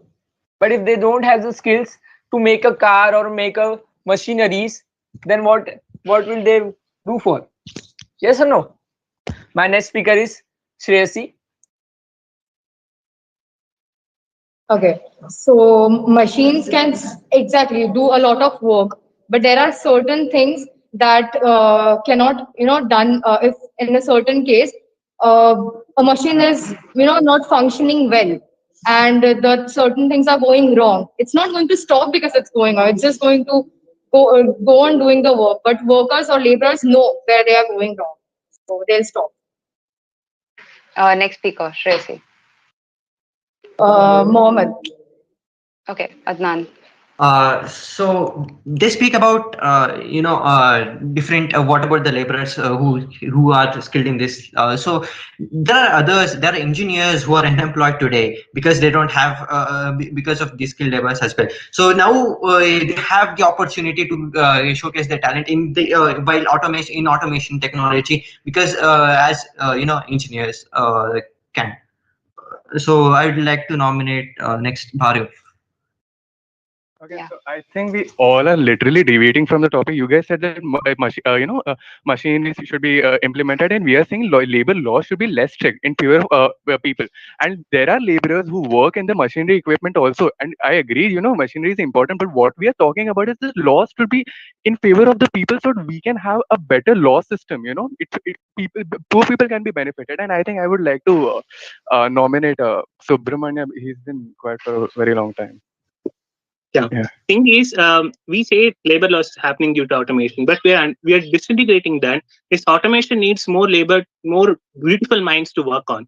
We know that if 7 billion tasks were killed by artificial intelligence, 7.2 billion tasks were given to other labors. So for the grossing nation's economy, we need automation at the greater extent. I nominate Shreyasi. Okay, Shreyasi, just a second. Yeah. Ma'am, I would now like to invite you. I guess all the speakers have spoken a lot on this topic, so now you can start eliminating these. Yes. First, I wanted to point out that the video that you had shown, there were, there was something very distinct. I mean, the certain points which are put up were, I think, didn't go well with what was shown in the video. Like, for example, machines can go wrong. I mean, there was an video which was also showing that. Yes. And regarding labor laws, I think I would perceive the whole thing as, artificial intelligence taking over the jobs of high precision jobs of people. Okay, so somehow, I was not very convinced with the analysis on the video. Okay, so now the point is, am I supposed to ask each one of the teams? No, ma'am. Actually, Shreyasi was tagged now to speak. So when she finishes her statement after 20 seconds, you can ask her a question if you want to. Else, she'll tag the next speaker. Yeah, Shreyasi. So I just hope all the want to say this one. participants. Yeah. Okay, continue. I would just like to say this one point, that whatever machines can never do the work that laborers or humans can, because even if they can go for longer hours, you never know what work is been done by that machine, whereas humans can detect where and how it is supposed to be implemented. Yeah. Okay. So. Yeah, I hope all the participants got a gist that the topic is now supposed to be restricted to human labor and automation and not to laws and all of those topics. So let's make it a bit quick. Ma'am, if you want to eliminate either of the participants, you are free to. And the next speaker. You can go ahead. Okay, ma'am. Speaker Shreyasi, you haven't mentioned the next one. Subramanya. Okay. Yeah. I think, as I mentioned, automation can decrease the labor. But the thing is, why automation is required is, look at India, which has a more population, which has a more need. And when automation comes to it, laborers will have more efficiency. Consider laborers using these artificial technologies to make their life much more better. That's how labor work can be assisted by this automation, which will help the economy grow better version. I will ask Bhargav to go ahead. You know what, Subramania, I completely agree. Automation should completely go hand in hand with labor, and it is not like you're supporting automation as a topic. You are in fact helping our cause too. We were saying from the start that labor laws should be equally, less stringent and everything, and we are kind of agreed that human labor should go hand in hand with automation. And human labor, if automation takes up human labor jobs, then nothing in a country of 6 billion that we as humans can help to do our, aid for the poor people. I would like to now call Nikhil. Okay. If we are talking about the precision, there comes a AI. There comes a AI. AI is a self-learning machine. They can learn themselves that how they are going wrong, how they are going right, and they can correct the errors in the machineries. And we can also, okay. Next, Shreyasi. So are you saying ki if they can do everything, so are you saying that we will totally move towards the machine industry and everything? Because I guess not even if they can learn and everything, we are the ones who have built the whole system, and I don't think this can totally work because sorry. Next, Mohammed. So the point that Shaisi made is quite good, that we have made the machines. So there are going to be jobs that are made specifically for the machines to use the for maintenance and work. So the craft eventually evolves. The craft today is not the same that was 500 years ago. So the craft has evolved into making machines, or this is a different type of a craft, and human labor will be used in the. Thank you. Next So speaker. I would like to nominate Mukundan. Yeah, Mukundan. Thank you for finally nominating me. So I think no one has answered my question yet. Someone said that machines also need work to be done on, but if one machine is replacing 1,000 people, the machine will only need 10 people that need to work on the machine. So my question still remains: what are you going to do about the underdeveloped countries where there are people who don't know to do anything else? So how are you going to replace their jobs? I'd like Mukundan, to next. nominate Nikhil. Yeah. Yeah. Nikhil. Okay. The peoples who are not skilled, as the Mukund said, they can be teach how to do the works, how to build a machine. Yes or no? And if they are going to build the machine, they are helping in the machinery works. They can help in the machinery works to repair them. Okay. I would like to nominate Bhargav. Yeah, before Bhargav starts speaking, ma'am, are you here? Yes. Yeah, ma'am, do you have any questions on No. either of the statements they have made? Okay, so I think we'll be wrapping in 2 minutes. So you guys can make your concluding points. Yeah? Yeah, Bhargav. Am I supposed to conclude now? Just a second before we start the timer. Yes. Okay. So now conclude in 20 seconds, right? Mm-hmm. Okay. Okay. So I just think that, machinery and human labor should go hand in hand, as my fellow opposition member said, that Subramanian, machinery and labor should go hand in hand. Just the question is, skilled and unskilled labor are two different types of things. So unskilled people cannot really put their effort and time into learning new technologies, as Nikhil said, because it's impossible for them to support their livelihood and learn new stuff. So human labor should be treated separately, machinery should be treated separately. Over to you, Subramanian. The point that I would like to make is when Narendra Modi ji said Kisan Samman, he was typically mentioning that empowering everyone.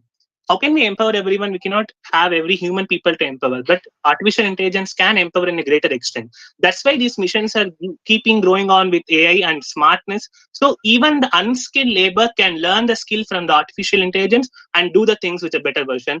That's why it's needed. Thank you. Subramania, your next speaker. And it's Shreyasi. Shreyasi. Okay. So I would like to conclude by saying that no work can be replaced by the human efficiency that we have, because we just know when and where to improve, when and where to stop, and when and where not to. The human senses are not there in the machines; those are going to, do the work. So I guess it can never be done by the machines itself. Next speaker. Nikhil. If we are talking about the efficiency, the machines are the more efficient. My timer. Okay. If you are talking about the efficiency, the machines are the more efficient than any human, because they don't get tired up. They don't need food to work. That's the concluding point. And I like to hand over the mic to Bhargav. Bhargav has already spoken. So any other speaker from their team? Mukund. I guess Mukundan is left. Yes. Okay, so I think someone mentioned Narendra Modi. So one of Narendra Modi's scheme, Make in India, is supporting giving jobs to poor people, and the opposition's thing to automate everyone is just going to work against that. So I would like to conclude by saying that automation and human labor should be kept separately, and yeah, that's it. Okay, so I guess Adnan is left from that team. So yeah. Adnan, yeah. So to conclude, I would like to say that my timer. So to conclude, I would like to say that the human labor must be used in the use of artificial intelligence. So that both of them go hand in hand, and that the humans are educated in this field rather than having to do skilled labor, which has less efficiency and less precision. Thank you. Okay. So, ma'am, before we end this round, I would like you to ask a neutral question to both the teams. So, anything based on their discussion?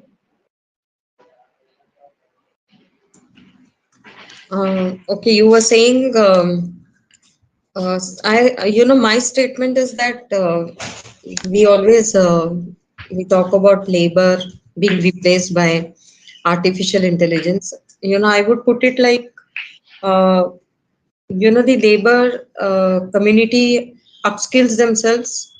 Artificial intelligence is, automation. It can do a lot of things on its own, but upskilling the human labor will be beneficial because machines cannot work on their own. They need a lot of people support from people to run. So, what is your take on this? So it's not what I would say that whenever you replace a particular job which was done by a human or large workforce, then you replace it with artificial intelligence, then you must have upskilling of the laborers to work on those machines and also work around that.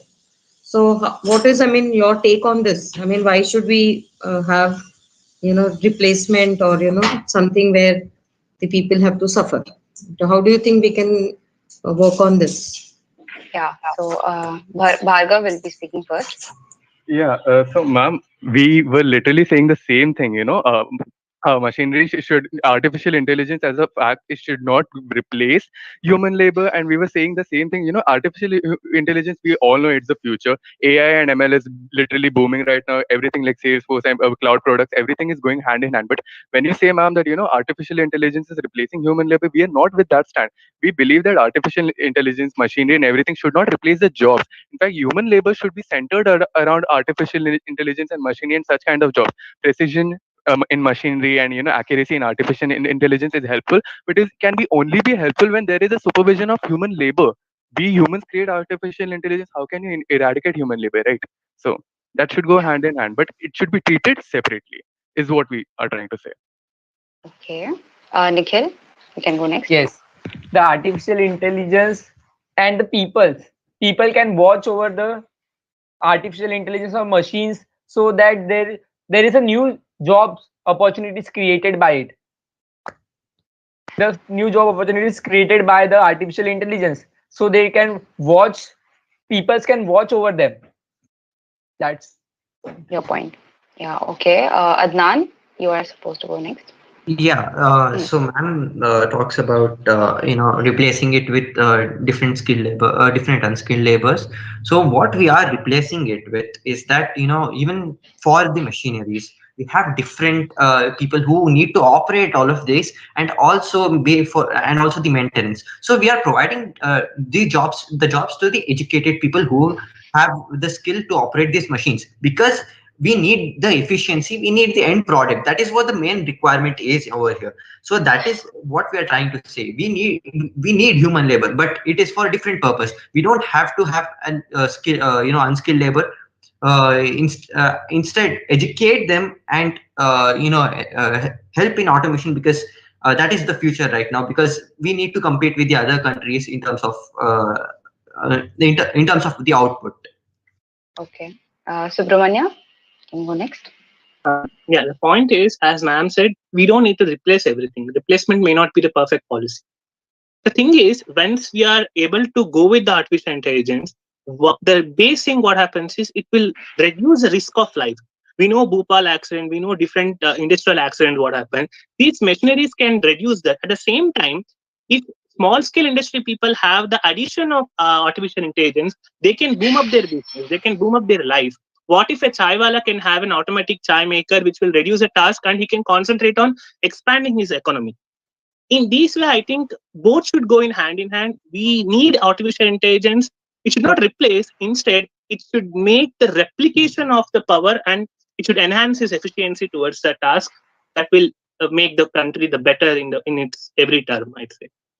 Okay. So I am not going to exceed this discussion even more. I'm really sorry, Bhargav and Nikhil, both of you raised your hands, but I guess we are running short of time. So, ma'am, are you convinced with their answers?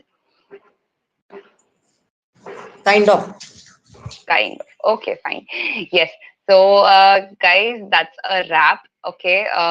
Hopefully, you guys enjoyed this debate as well, because the topic was introduced right now in front of you, and hopefully, you had fun debating. With your team members. So, yes, hats off to all the participants for putting forward their best results. And yes, ma'am, thank you so much.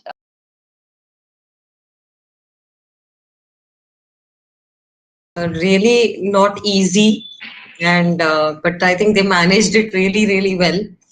And because just looking at that video and then coming up with ideas is not easy. And of course, your diplomatic immunity is something really worth debating, and both of them were really good ones, and lot of thinking has to be done. You can't just talk anything and easily on those topics. So I really appreciate all of you for doing your homework well and coming well prepared, and sticking to the time and speaking well. So my congratulations to all the members. Yes. Thank you, ma'am. It was really great hearing from you. Thank you, ma'am. Thank you, ma'am. Thank you, ma'am. Also, like, this is like my first debate in this tournament, so it was a really good experience. I had a lot of fun, and it was much more interactive than the normal ones. And yeah, so it was a really. It has been my first event in my first year of the college. I feel very great. Yeah, okay. Thank you for the feedback. And yes, even ma'am agrees that this was one final level car debate. Yes. So congratulations and kudos to all of you for performing so well. Now let's see. Ma'am is going to have a tough time choosing the winners. Yes. So yeah. Okay. Absolutely. It's going to be tough. Yeah. So, guys, thank you again for participating in this round. Hope you all had a lot of fun and you got to learn some things as well. So, it was truly a sight to watch. And yes, you guys are live also. So, yes, thank you to the audiences as well. So, stay tuned for the results. And yes, this is your host, Harshita, signing off for the day. Yeah. Thank you. Bye-bye. Bye, everyone. Bye. Thank you. Bye.